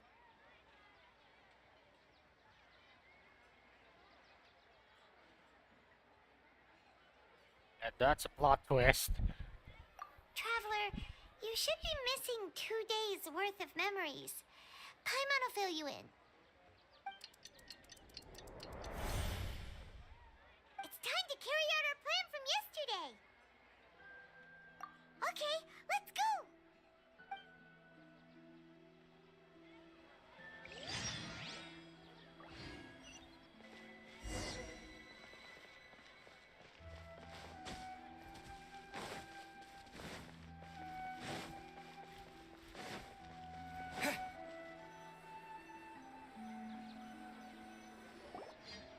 Why can't we leave the city? What is the Academia up to now? Don't ask me. It's not like I can tell you anything. This is a direct order from the Grand Sage. Just wait until tomorrow. I have a real emergency. My goods have already arrived at Port Ormos. If I don't hurry, they'll be stolen. That's your problem. Make sure you make a request in advance next time. But it's not like you can just predict business matters in advance. It looks like the Academia already announced a lockdown for SUMERU City today. How completely unsurprising. Let's go and question them. Hello, sir. Why can't we leave the city today? Here we go again. Don't ask me, I don't know either.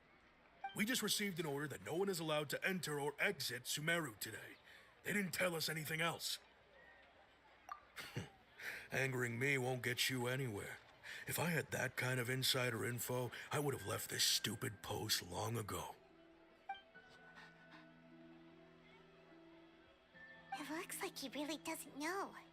If we can't get anything out of him, let's take matters into our own hands. This is a good spot, and the guard has no... Huh? Why?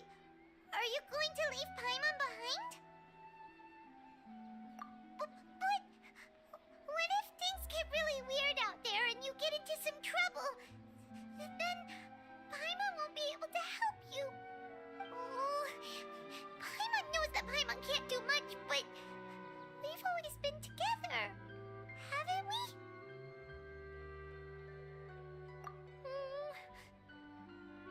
Okay. Paimon will wait for you. Promise Paimon that you'll come back as soon as possible. Just a quick look. And please, be careful.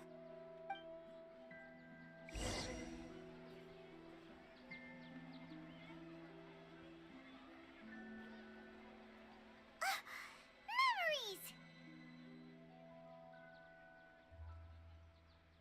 Traveler!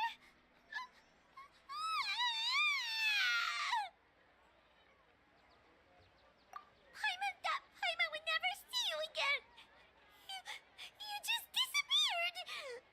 Paimon waited for you for hours and hours at the city wall and you never came back!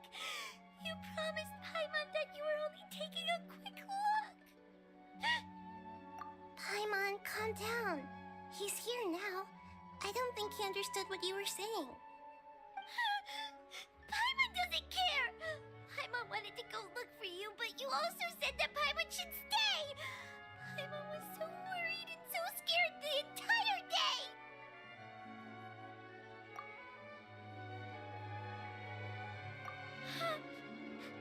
Okay. Paimon will forgive you. The most important thing is that you didn't actually disappear. Oh, Paimon was so scared that you had gone into another world. Okay, Paimon, can you tell us your perspective of what really happened yesterday? I see. Using two people's different perspectives. After that, you left the city. Paimon kept her eyes on you the whole time, but then you disappeared in an instant.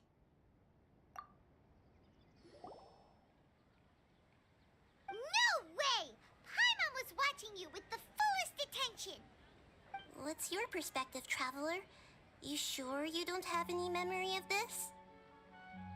I guess that explains everything. You also lost your memories the last 2 times you tried to leave the city. Those days' memories can't be awoken. So, if we leave the city, our memories will be completely erased? It really sounds like something big outside of the city is being hidden on purpose. But this way, we'll also never discover what's outside. Something like a message? But how can we send it back? Don't look at me like that. I'm not used to being stared at. Well... Okay. You want something that can pass on messages, right? Give me some time and take care of Dunyarzad for me. Yep! Now we're talking!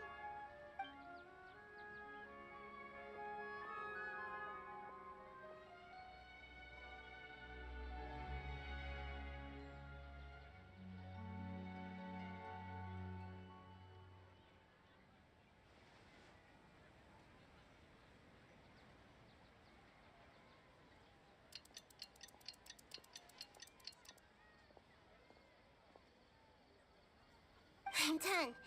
Here you go. What? Isn't this just an Akasha terminal? I made some little changes.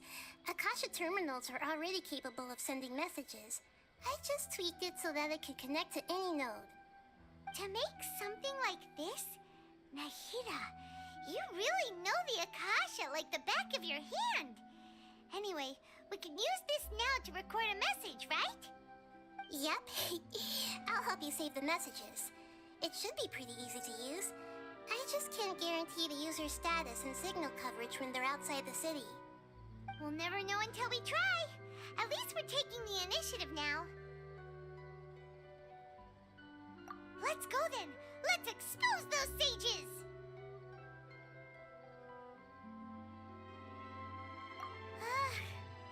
All right. Paimon isn't as worried about being separated since it happened once yesterday. But Paimon still isn't happy about it. Okay, see you tomorrow, Traveler.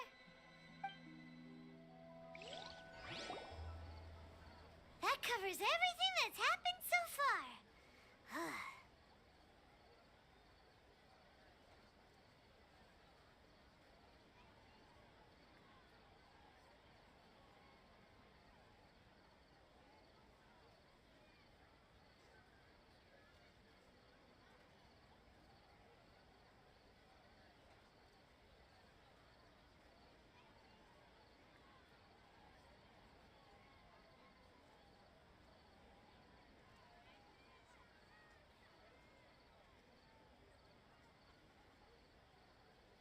Yes, although the signal was choppy and had some interference, we still managed to receive 2 messages from you when you were outside.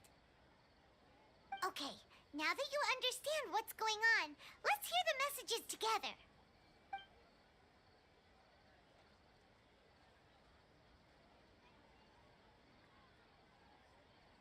Can't go back. There are countless spaces here. Our SUMERU's festival in SUMERU City is just one of them. I've entered another space. Before me are flowing sandstone and howling fish. Impossible and surreal sights. All these spaces are empty except for the occasional ones that contain mute puppets rather than people. I can't sense any human presence.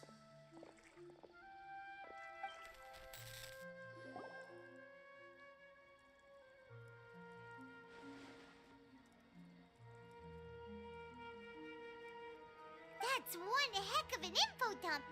It sounds like you left the SUMERU city space when you set foot outside of the walls. But everything looked completely normal when Paimon was looking out from the inside. That's unbelievable. And if we take your word for it, the other spaces all had very weird contents. There's another part here.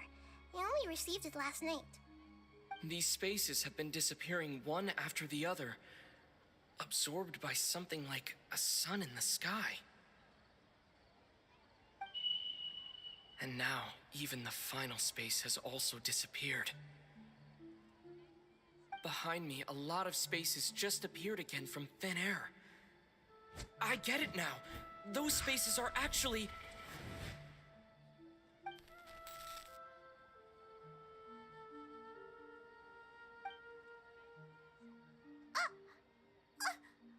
Why did the message end right there? What did the Traveler want to say? What are those spaces? Probably because yesterday just happened to end at that moment. Oh, right. Paimon did hear a beep from the Akasha. Did it come from here or from the message? The message. It should have come from the Traveler's Akasha terminal.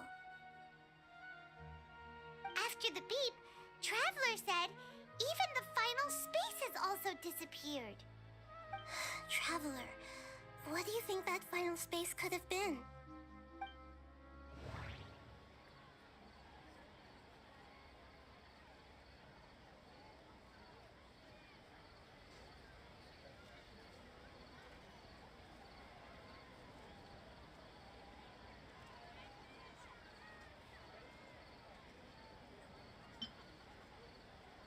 Was that space actually the real world? But wouldn't a real... Was that space actually... All the bizarre spaces I saw outside the city had one thing in common. A lack of human presence.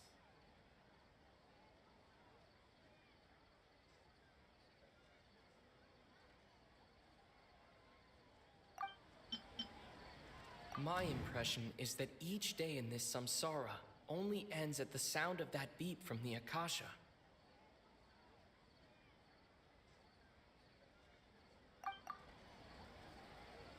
Oh, so that's what it is! After the sound of the beep, the final space, the Sub-Zero's festival, also disappears, and we're taken to the next day. Later on, Traveler also mentioned a bunch of new spaces materializing behind them.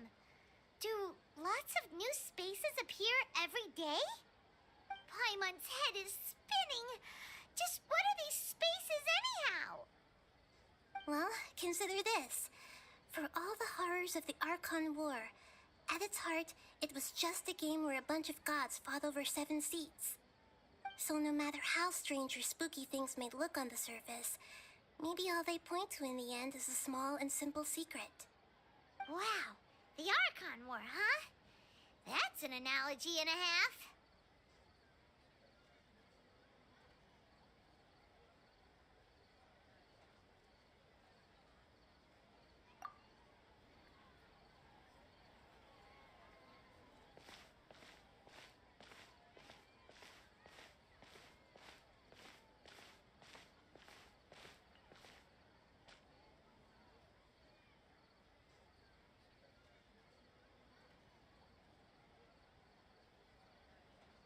Hey, where are you going?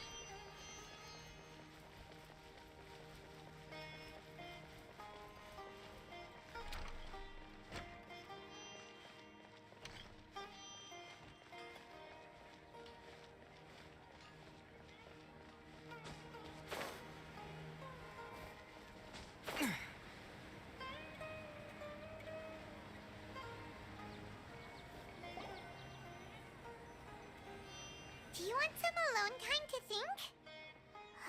All right then, Paimon won't disturb you.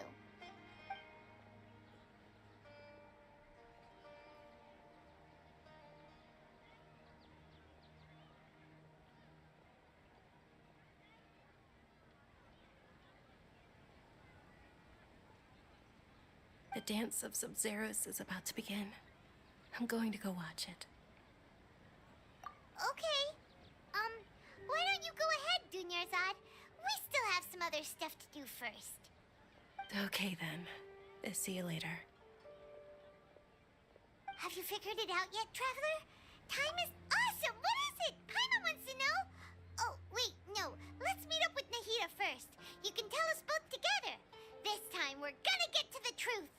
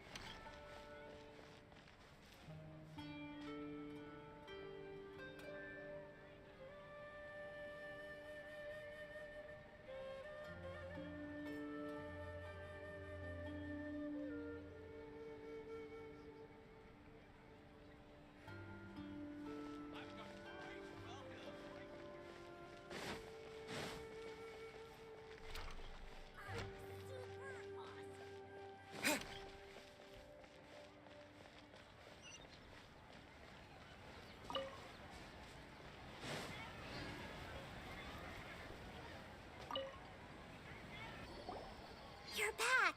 I've been waiting forever for you two. Judging by the looks on your faces, are you ready to take your SUMERU's exam and graduate from the festival?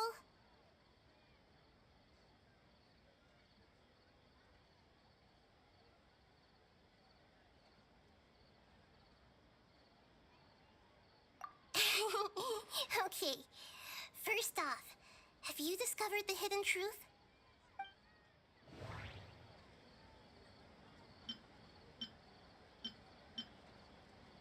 People in SUMERU don't dream.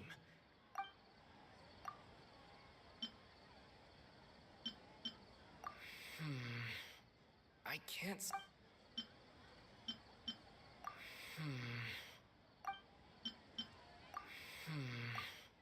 I can't seem to cohesive.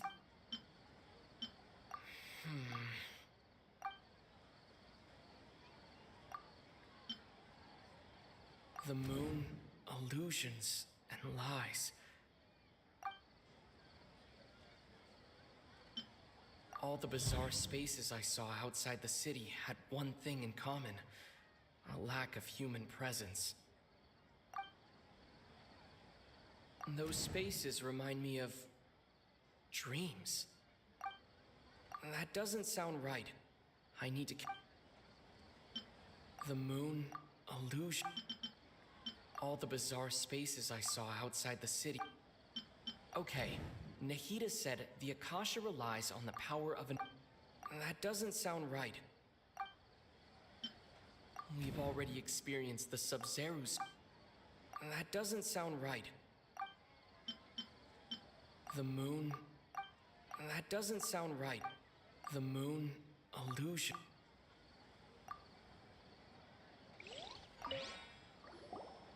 You're back! Are you ready to take your SUMERU? Okay.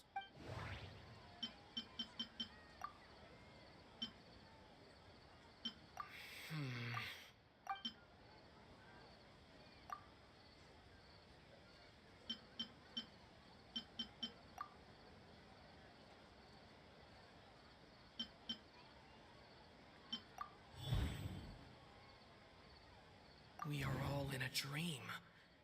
It isn't that the people of SUMERU don't dream. People in SUMERU think they don't dream, but the truth is the Akasha steals their dreams without them knowing it. And those spaces with no human presence are stolen dreams without their host. That would explain why they sounded so weird when he was trying to describe them. Huh. So people in SUMERU do dream after all. In fact, we're all in one big dream together right now. Correct answer. Now, how did you conclude that the Akasha is capable of this?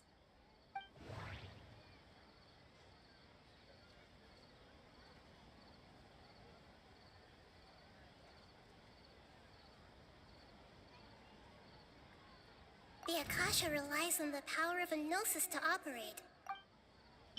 It is the manifestation. It compiles the wisdom of the and it grants knowledge to the people.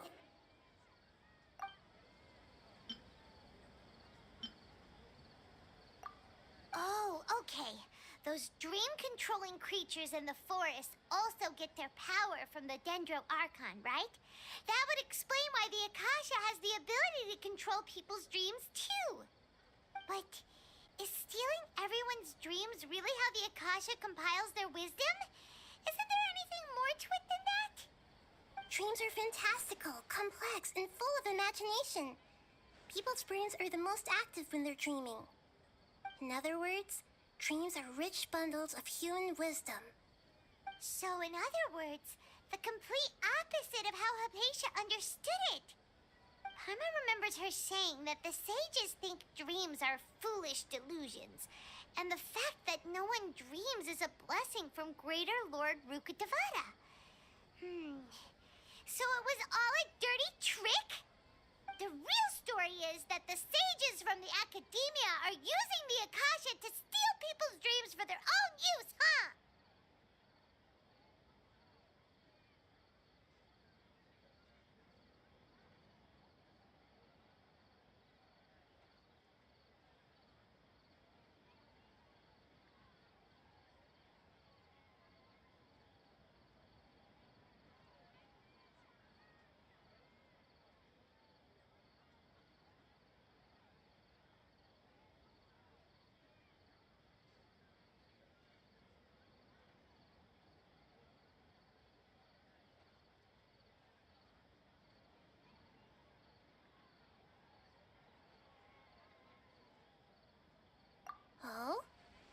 the sounds of it, you understand the current situation pretty well.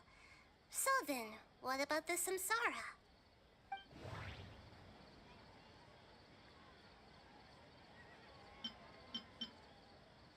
We've already experienced the SUMERU's festival many times. The Grand Sage said, "Go celebrate the birth of that god to your heart." That doesn't sound right. Those spaces kept disappearing before my eyes. But as soon as that beep sounded, many more spaces materialized. The beep is a prompt tone for Akasha operations. We still hear it every night, even though we... That doesn't sound right. I need... My mind feels exhausted. That doesn't sound right. We've already experienced the Those dreamscapes kept vanishing. But as soon as that beep sounded, more new spaces appeared.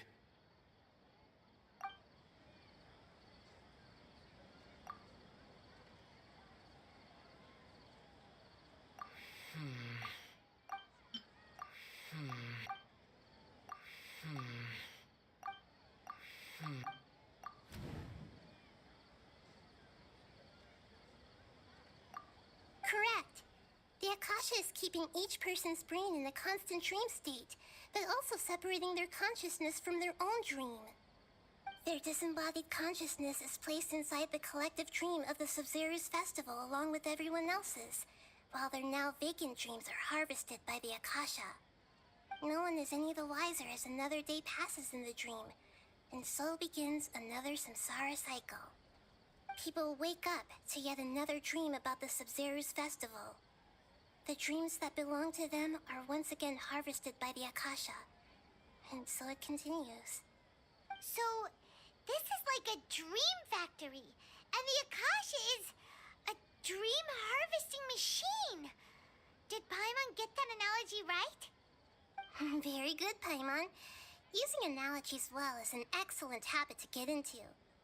Okay, so that beep we keep hearing is actually from our real-life Akasha terminals. Taking off our terminals in this stream doesn't do anything. All right, last question. Who am I?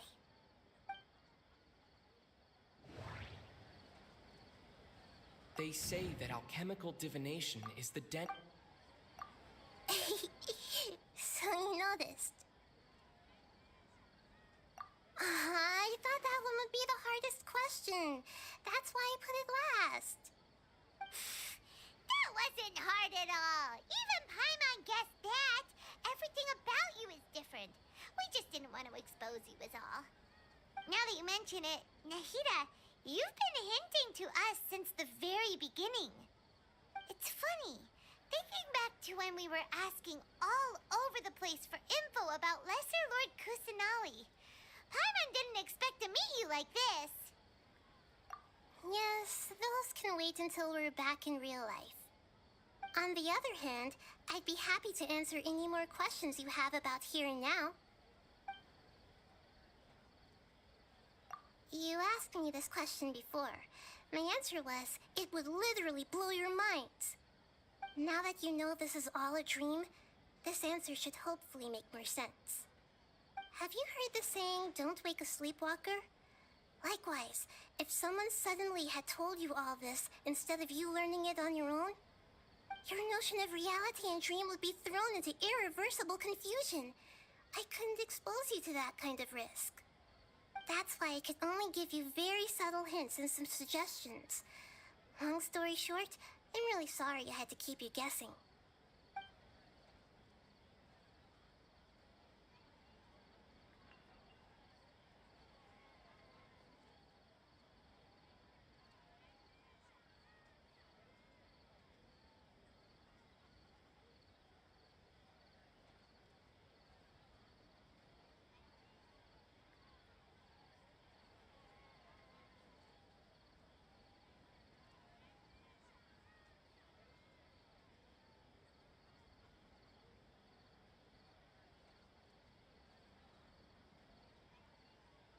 Firstly, This dream we're in is completely based on reality. People have already experienced this SUMERU's festival, so it would be very difficult for them to find anything that strikes them as surreal. Secondly, you're probably wondering why people don't have any memories from earlier samsara, right? That's because people don't remember their dreams most of the time anyway. And in any case, their actual dreams are being taken away from them by the Akasha. So whenever they wake up in this dream of the SUMERU's festival, they don't remember anything from their previous identical dream. That reminds Paimon. Traveler had a dream when we were in the Avidia Forest, but couldn't see what it was about after waking up. Is that an example of what you mean? Yes.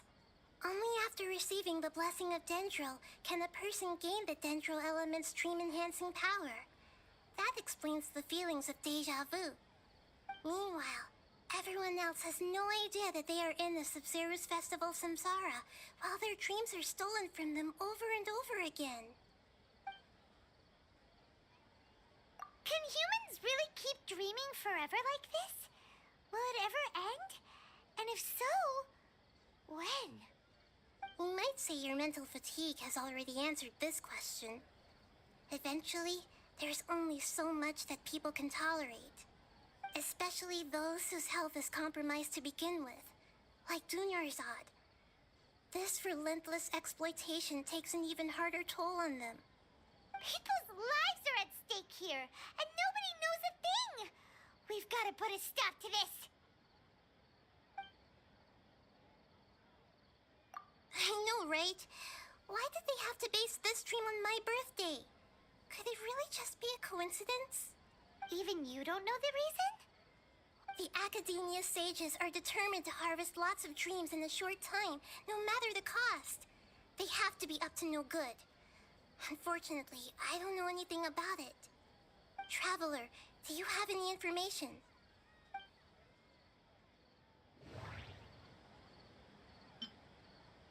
The Grand Sage said, "Go celebrate the birth of that god to your heart's content."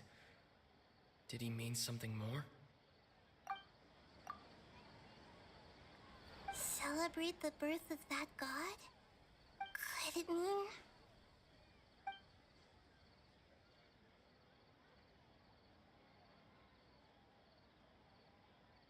deceiving the people of SUMERU with no regard for their safety? No matter what they're trying to do, this is unforgivable. After we end the SUMERU's festival samsara, we have to look into them. How can the sages of the Academia do this behind their Archon's back? This is ridiculous! In the end, I'm just the moon. The real sun is long gone. A sun and a moon?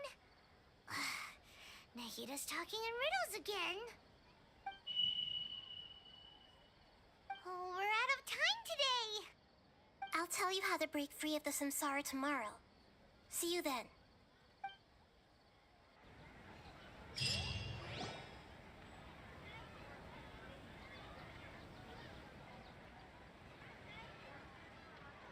Good morning, Nahida.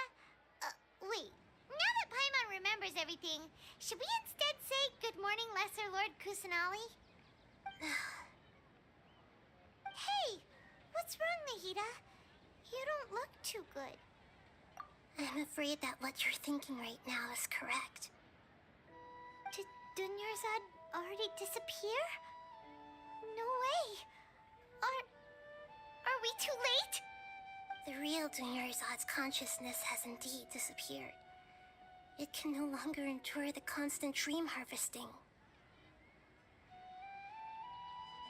Paimon can't believe it. Wait, so what about that other Dunyarzad?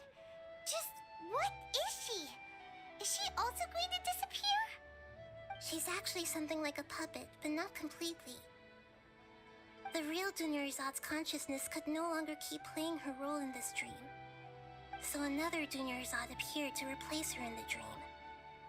Just like the grass and the trees, that Dunyarzad is just a building block of the dream that helps to keep it going. But personality-wise, she's nothing like the real Dunyarzad. Puppets are stiff and can't copy a living person's vitality. After all, speaking of which, the old Dunyarzad might not have been too different from a puppet. Dunyarzad truly believed that she met you within her consciousness, and it was you who inspired her. So you do remember her after all. Yes.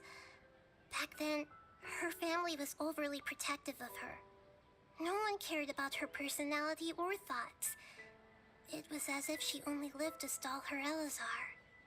I just gave her a little wisdom so she could look at life in a new way. So that she could be her own person. But even so, she's still... far from it. I'm still a long way off from being a real Archon. I couldn't even save her. If I were a competent Archon, I wouldn't have let my most faithful follower die at the SUMERU festival with so many regrets. Please don't beat yourself up over it, Nahida. It's the sage's fault, and theirs alone. I'm not beating myself up. All I did was to rationally observe the distance between myself and a real Archon. Don't be like that, Nahida. To prevent more tragedies like this, we must end the samsara as soon as possible. Great, but how do we do that? Although the SUMERU festival dream is under the Akasha's control, only humans can dream. Even the Akasha is unable to create them. That means this dream belongs to a host who created it. Huh? So, how should we find that person? Well, if this is someone's dream, then everything here must come from deep within their consciousness. Which means, with the power of imagination, they can change anything in this dream. Imagination? What do you mean by that? Imagination means breaking through what you perceive as normal. Like when a server at a tavern brings a plate to you, you'd naturally assume that food is on it. However, if you're the dream's host and you become aware that you're dreaming, when you imagine gold and more on the plate, the dream will respond in kind, and the server really will bring you gold and mora. But right now, our host is unaware that this is a dream. No matter how many times they're served, it will always be food. Find some way to make that person realize that they're dreaming. Usually, once that happens, the person will wake up and the dream samsara will be broken. How are we going to find them, though? If it could be anyone, it'd be like looking for a needle in a haystack. And even if we did find them, how are we supposed to make them realize they're dreaming? After all, like you said, don't wake a sleepwalker. It's extremely difficult, yes. But the only ones who can do it are you two. Remember, everything you've achieved up to this point has all been for the sake of finding the host and ending the samsara. As for me, during this time, I'll be out of town. Out of town? Are you going to that place full of dreams where the traveler went? Yes. I want to try something. There must still be a small wisp of possibility. Hurry and go. Dreams are supposed to be fantastical, romantic, and full of pleasant surprises. Unnecessary things like this samsara need to end. Paimon's still a little upset that we've come this far only for Dunyarzad to... She was such a good person, with such a simple wish. But fate was a good... Yeah. Saving Dunyarzad is what kept us going this whole time. But we mustn't lose hope, Traveler. Dunyarzad would definitely want to see us save everyone else. So let's break the samsara for her sake. Paimon's wondering, do you think the sages would get one of their own to be the host of this stream? Feels like it would be easier to control it that way, no?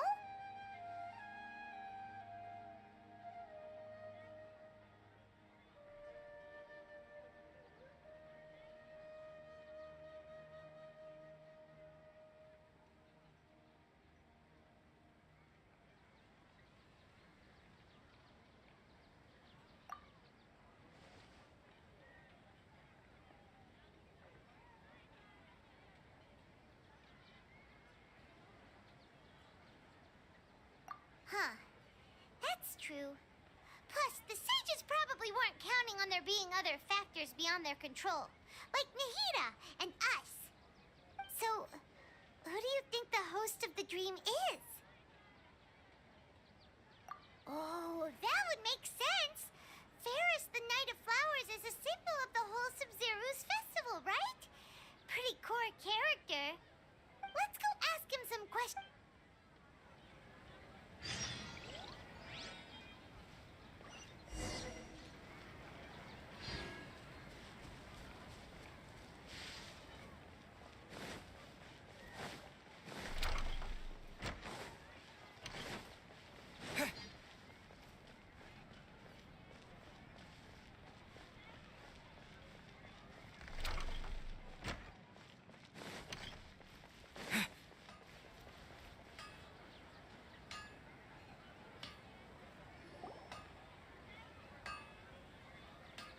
You're back.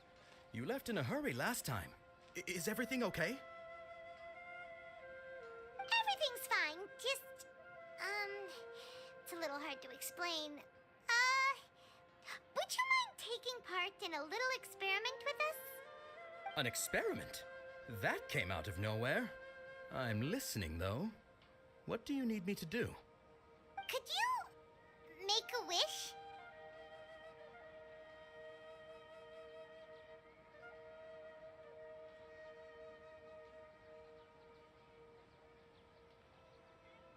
You want me to make a wish? Is that a new Sub-Zero's festival tradition or something? Less questions, more wishing! Okay. My wish. Okay. I'm a little nervous saying this out loud, but I want Miss Dunyarzad to be happy. Oh. I noticed earlier that she looked a bit down, and she wasn't really talking to anyone. She just doesn't seem like herself. She's always so gentle and kind, and all the kids love her. I've also wondered if the reason she asked me to be Ferris Knight of Flowers is because I'm special to her, or something. So, you have a crush on Dunyarzad? Oh, is it that obvious? After what I just said, I guess it is. When she placed the hat of the Knight of Flowers onto my head, she said to me, I want everyone to have a happy Sub-Zero's festival. What she didn't realize was that I'm not that interested in how everyone else feels. In that moment, I just wanted to be her Knight of Flowers for the rest of my life. 50 years, 100 years, I'll serve her till the end of time. Okay, yeah, that was a bit much. Felt like the right moment to get it off my chest, but that was pretty embarrassing. Okay, I'm ready to make my wish. I would like Miss Dunyarzad to appear in front of me right now with a smile on her face. Here goes. Please come true. I'm gonna open...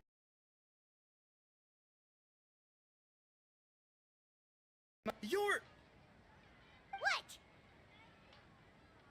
Fucky? Sorry, but only one portion of Yalda candies per person. Back home you go. Nice try, you two. Anyway, never mind. I don't need to see her appear right in front of me. As long as she's happy. Guess he isn't the host of this dream after all. Should have expected it wouldn't be this easy.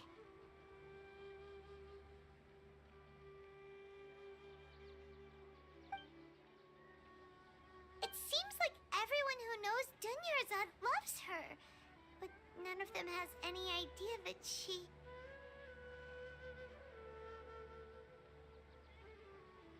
My lady, step back. That sounds like Dia! Oh, right. This is when Dunyarzad bumps into the kidnappers. Huh?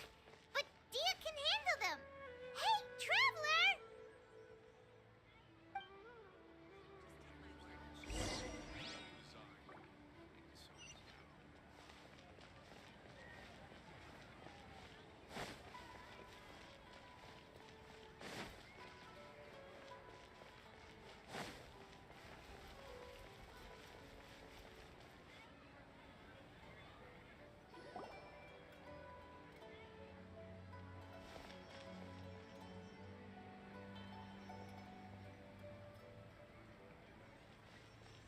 Oh, it's you. Great timing. Please take...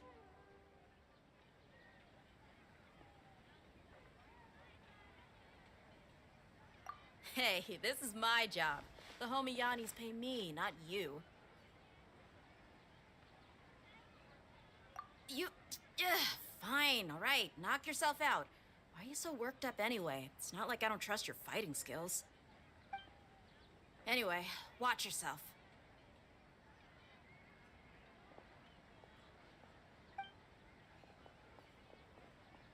So you got yourself some backup. Suit yourself. You're going down. That's close enough. Feeling lucky today?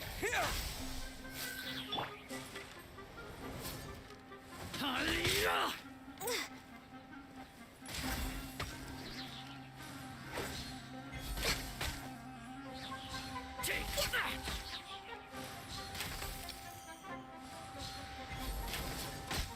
Come on! Focus, born of ice and frost. Tricks up your sleeve.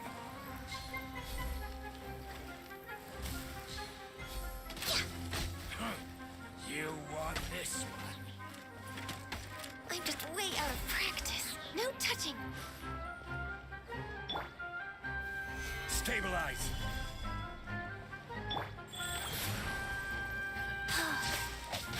I'll be back. Born of ice and frost.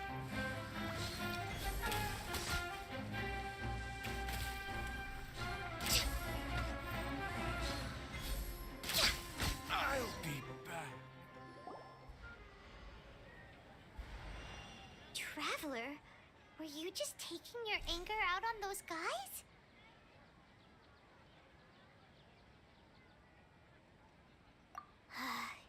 You and Nahida both. Dunyarzad wouldn't want to see you two like this. Oh, and speaking of her, Paimon just remembered something. Remember how during the first Sub-Zero's festival, before the Samsara started, we came here with Dunyarzad because she wanted to pick something up? She said it was because she had forgotten something. Okay, so Paimon's memory is working so far. Anyway, Paimon also remembers that she is staying somewhere around here. She pointed it out to us the night before the Sub-Zero's festival. Yeah, even if it's only a tiny clue, it'll probably still help us more than this needle in a haystack search.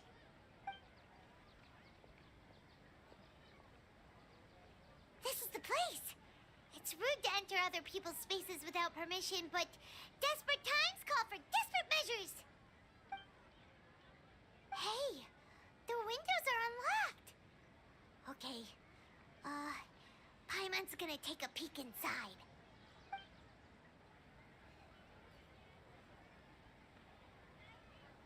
This was only a temporary residence, so there was pretty much nothing inside except this book on the table. Should we open it?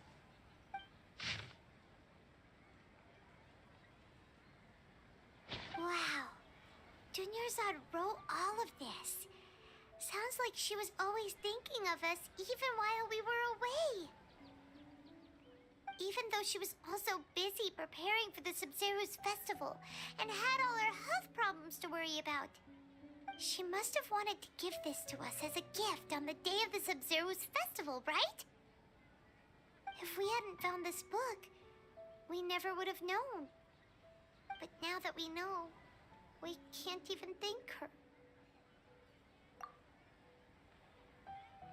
Hey! Where are you off to now?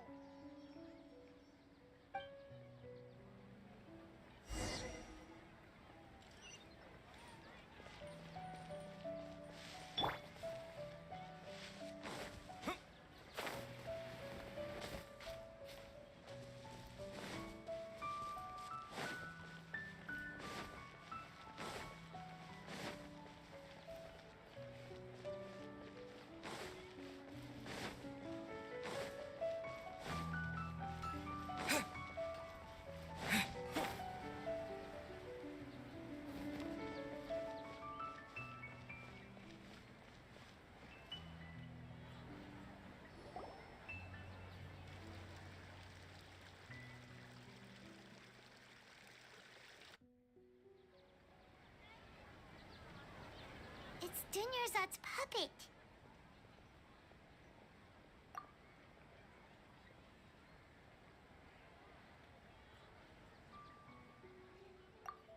Traveler? You must be exhausted. Come to think of it, we've been stuck in this place for a really long time. Heck, even the last time we were chatting happily with Dunyarzad feels like an eternity ago.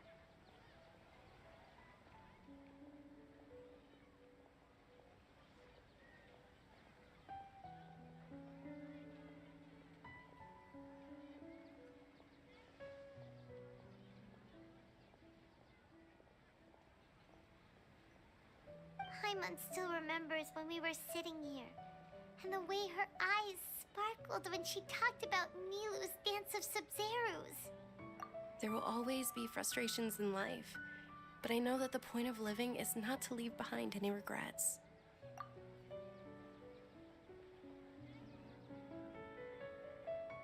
That was what the real Dunyarzad said, wasn't it? Does that mean... Yes, Traveler. What is it? Oh, so she's still just a puppet. But just now, how come... What? Where are we going this time?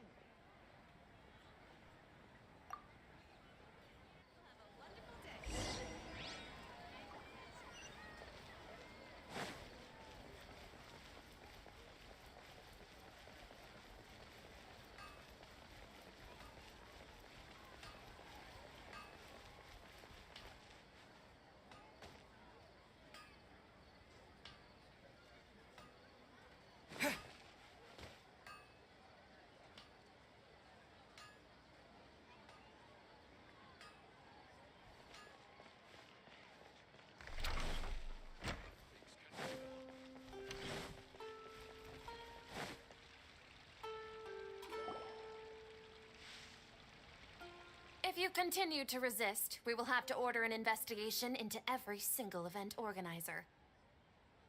The Grand Sage has already granted you much leniency. I advise that you exercise tact. How did things turn out like this?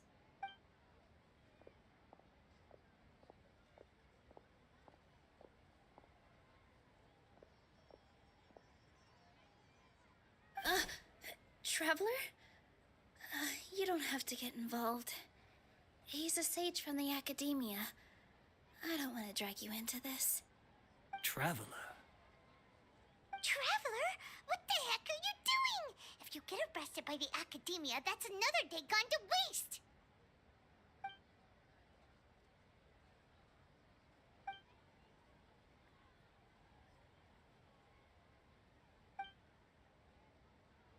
Wait, they're not reacting. Have they been scared stiff? Oh, of course! If this is the sage's plan, they wouldn't put themselves through this. So they're just... What is this? What happened to the Grand Sage and his entourage?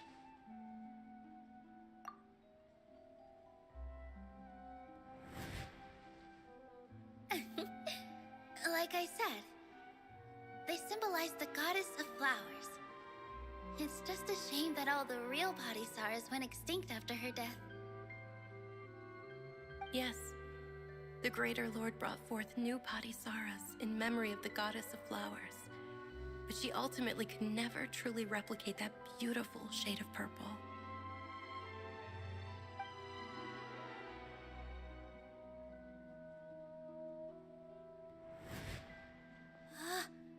That beautiful shade of purple. Aren't these flowers real Padisaras? Just like the ones from the legend? I didn't even notice. Dunyarzad, did you find these? But didn't you just say all the real flowers went extinct after the goddess of flowers passed away? So, how? Yeah. What's going on here?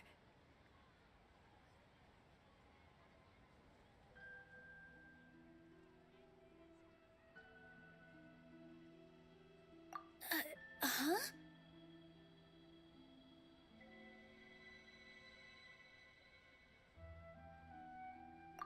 You guys are acting weird. But okay, I'll try.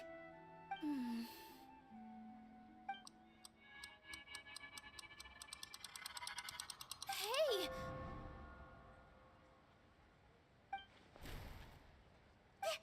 They disappeared! So Nilu's the host! What a surprise! Purple body Saras don't exist in the real world anymore. But in Nilu's subconscious, they can appear as decorations on the stage.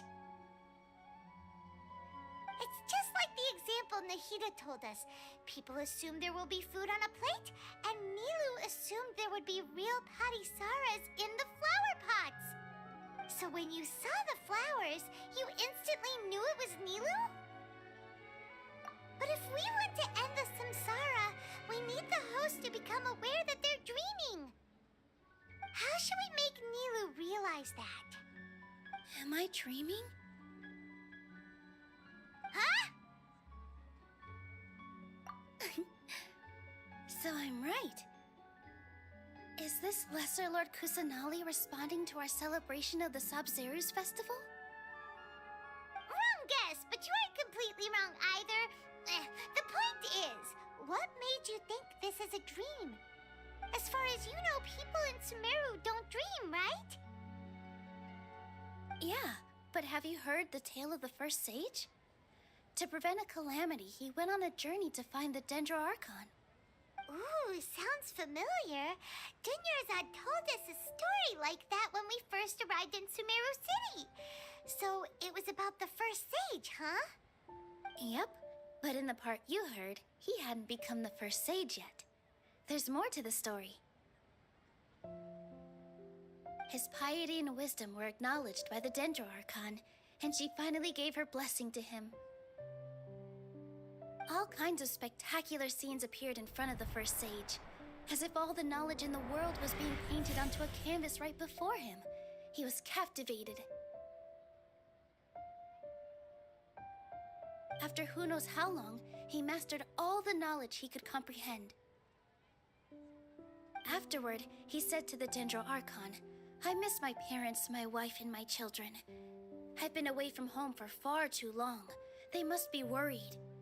The Dendro Archon smiled. The next second, the sage found himself lying in his bed, as if he had just woken up from a dream. His wife, lying next to him, said, "You're off to search for the Dendro Archon today, aren't you? Have a safe journey, my love." In the end, the first sage took care of many disasters in SUMERU City and founded the Academia. What a happy ending. So, the first sage was dreaming ever since the beginning of the story? He never went on his journey? Yes, but his faith and determination were conveyed to the Dendro Archon, so she blessed him in the form of a dream. Paimon understands where you're coming from now. That's a really interesting connection. But we really gotta wake up soon, like the sage in the story. I see. Well, it just so happens that today's SUMERU festival is almost over too.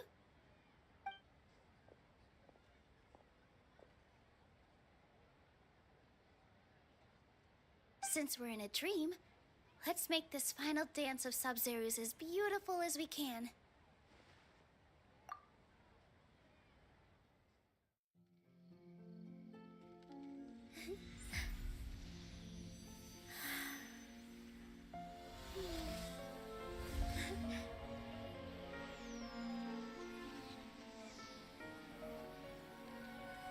The wait is over, everyone.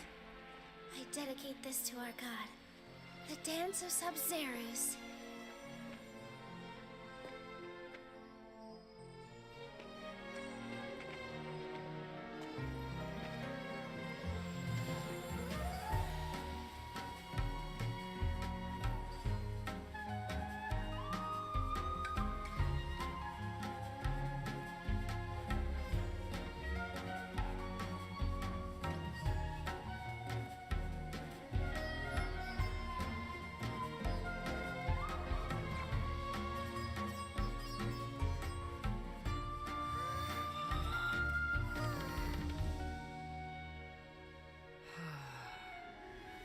I'd be lying if I said I had no regrets.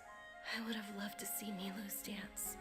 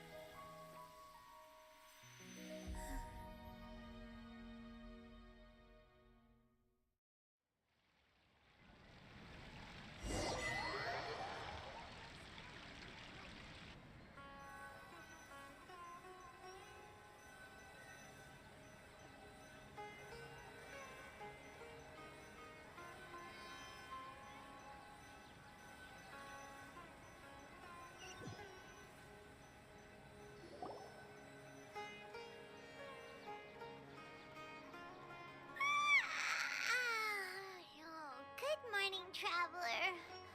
Oh, Paimon feels like she's been asleep for the longest time. Paimon's head feels super heavy. Did we oversleep?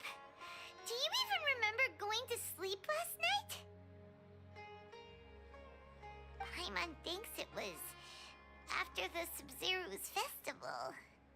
The SUMERU's festival! Have we finally escaped from the SUMERU samsara? Quick! Take off your Akasha terminal!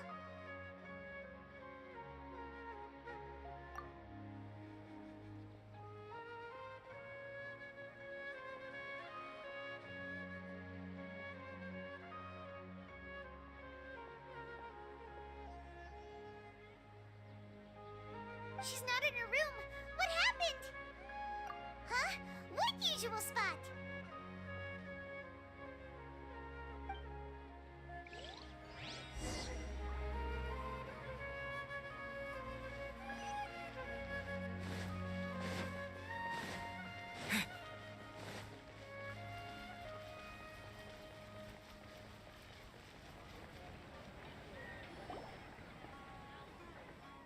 Well done, Traveler and Paimon.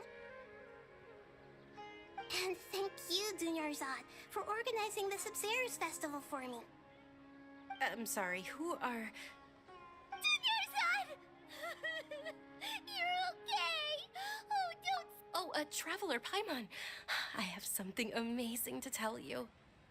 I just had a dream, and I saw Nilou performing the dance of SUMERU's.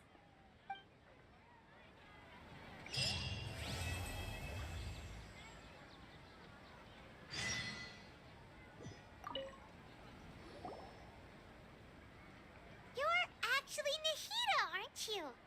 Paimon felt like Catherine was acting weird when we met at the SUMERU's festival. And Dunyarzad, did you save her? It's a really long story. We shouldn't disturb her. Her consciousness is still weakened. Let's chat somewhere else. How about by the Traveler's favorite bench?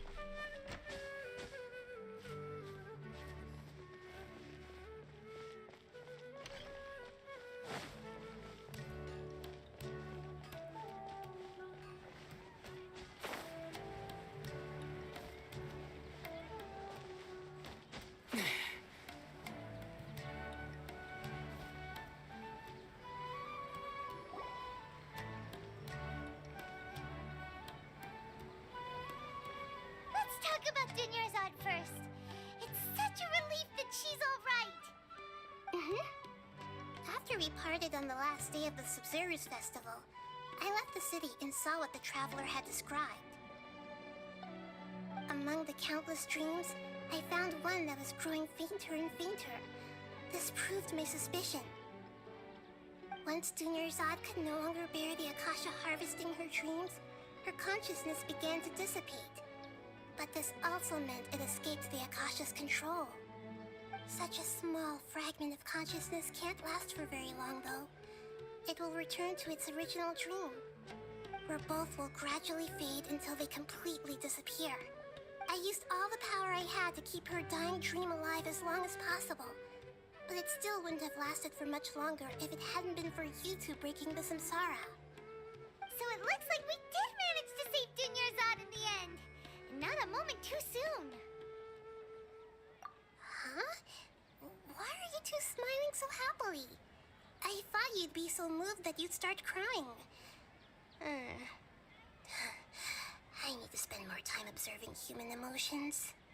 Both are fine. Everyone reacts differently. All right. You two must have a lot of other questions for me, right? After all, you saved my faithful believer. As your reward, I will answer any and all questions.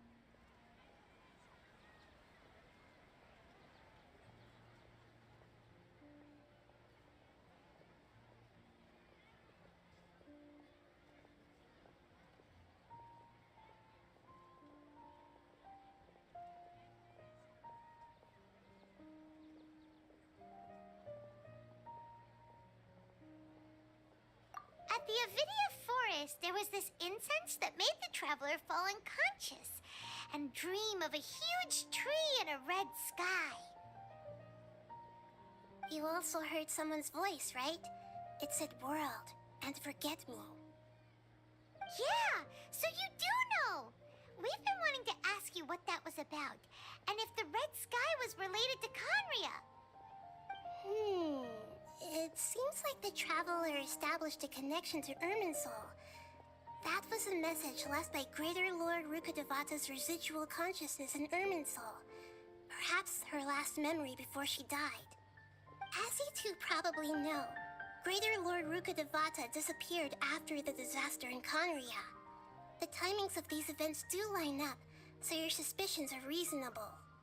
A message from Greater Lord Rukkhadevata? With the Scarlet King? That god who died even longer ago? Some present-day desert dwellers still worship him. You probably just heard some of their conspiracies. Okay, so what does the message mean? I still haven't managed to decipher it. Even the Akasha isn't currently capable of doing that. Greater Lord Rukkhadevata's residual consciousness in Irminsul seems to be contaminated with something that has a very dangerous aura to it. Many devoted scholars go mad as soon as they connect their consciousness. I've warned the Academia about this many times, but people still keep falling victim to it. But I believe this is the key to saving Irminsul. That's why I've kept trying to decipher it. So the tree in the vision was Irminsul? Oh, Tainari also said that Irminsul is sick! Is it because of the contaminated consciousness? But even if you can't figure out what that vision was all about, it seems like our search for you was all in vain.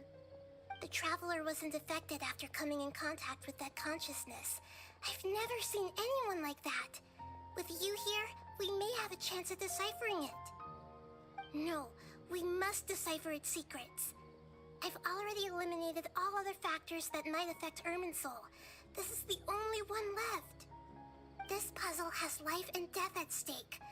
It could determine Irminsul's fate, as well as Tevat's. To be accurate, I'm using the Akasha as a medium to occupy Catherine's consciousness. How did you do that? Poor Catherine. Does this mean you can also occupy other people's consciousnesses? Theoretically, I can enter anyone's mind as long as they're wearing their Akasha terminal. The Akasha is the legacy of Greater Lord Rukkhadevata. As Lesser Lord Kusanali and the first Akasha terminal, my consciousness has always been linked to the Akasha. I've always respected my people's free will, so I've never actually occupied their consciousness. When necessary, I just borrow this bionic Snezhnayan puppet. Hold on. Did we just learn some deep, dark secret? So Catherine is... No wonder Paimon felt something was off about her. What about your own body? Why do you need to borrow other people's? Don't you live in the sanctuary of Surasthana? That story begins a long time ago. After Greater Lord Rukkhadevata disappeared, the sages found my newly born self and took me back to SUMERU. At that time, I was young and weak. The sages kept me in the sanctuary of Surasthana, ostensibly for the sake of protecting me. But I've hardly heard from them since. However, I do understand that they had hoped to find Greater Lord Rukkhadevata instead of me, a symbol of her passing. So, the sages basically put their new Archon under house arrest? How dare they! Why don't you teach them a lesson, Nahida? In some ways, they aren't wrong. Greater Lord Rukkhadevata was omniscient and omnipotent. Even after her death, the Akasha is still empowering this nation. And I'm still really far away from being able to call myself the God of Wisdom. Moreover, the Academia is also more proficient at governing this country. My existence has little meaning. Yeah, you got a lot of believers! Just look at the Sub-Zero's festival! Everyone who showed up truly loves you! Thank you for the kind words. But I honestly don't need physical freedom as long as I can connect my consciousness to the Akasha. Trying to find a way to save Irminsul is my life's mission and top priority. I will work on that, and try to live up to being a deity in the meantime.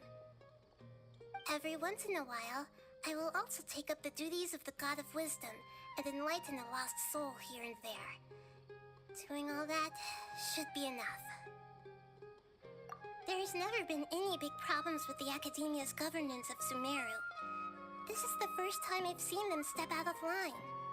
I wonder what caused them to go down this path, and what they hope to achieve. Even though the city's residents haven't noticed anything strange, if the Traveler hadn't broken the Sub-Zero Samsara, the situation could have become dire. I tried to do some investigating in the Akasha, but I couldn't find anything suspicious, and all the people of interest seem to purposely avoid wearing their Akasha terminals. I think they're deliberately trying to hide something. Oh, that reminds Paimon! In Gandharvaville, there was a sage who had invited Tainari to join some kind of project. Could it be related? Regardless, I need to first investigate the sage's motives, make things right, and punish them if needed. But I'll have to be discreet, or they'll see me coming. You mean how the Akasha stops you from having dreams? Yeah, it's been such a long time! It's not that no one noticed. It's more like no one cared. Ultimately, it's all rooted in the sage's misdirection. Misdirection? The sages convinced everyone to believe that being unable to dream is a sign of rationality and wisdom. Not dreaming is a badge of honor in SUMERU, even if the truth is that their dreams are being reaped by the Akasha. With their propaganda in place, the sages can maximize their use of the Akasha to facilitate their research. Besides, Greater Lord Rukkhadevata must have created the Akasha in the hopes that it could be used to its full potential. That's why I've never come out strongly against this. Anyway, the perspective advocated by the sages drowned out any voices of doubt. By now, even those who never use Akasha terminals find it too shameful and embarrassing to talk about their dreams. Got it! I hope my answers were satisfactory, seekers of knowledge. To be honest, maintaining Dunyarzad's fading dream took a lot of mental energy. I think I may need to rest for a while. Oh, and you don't need to worry too much about the sage's activities for now. The Akasha won't be able to conduct another project on the scale of the Sub-Zero Samsara in the immediate future. Go and get some sleep. Leave everything to us. What a relief. This is truly the most exhausting birthday I've ever had. Traveler? Paimon? Why am I here? Do either of you know? Maybe you were sleepwalking. You know you can't wake up a sleepwalker. We happened to walk by, so we thought we'd wait for you to wake up. I see. Huh. I should visit my maintenance personnel sometime. Oh, I'm fine. I better go. Thank you.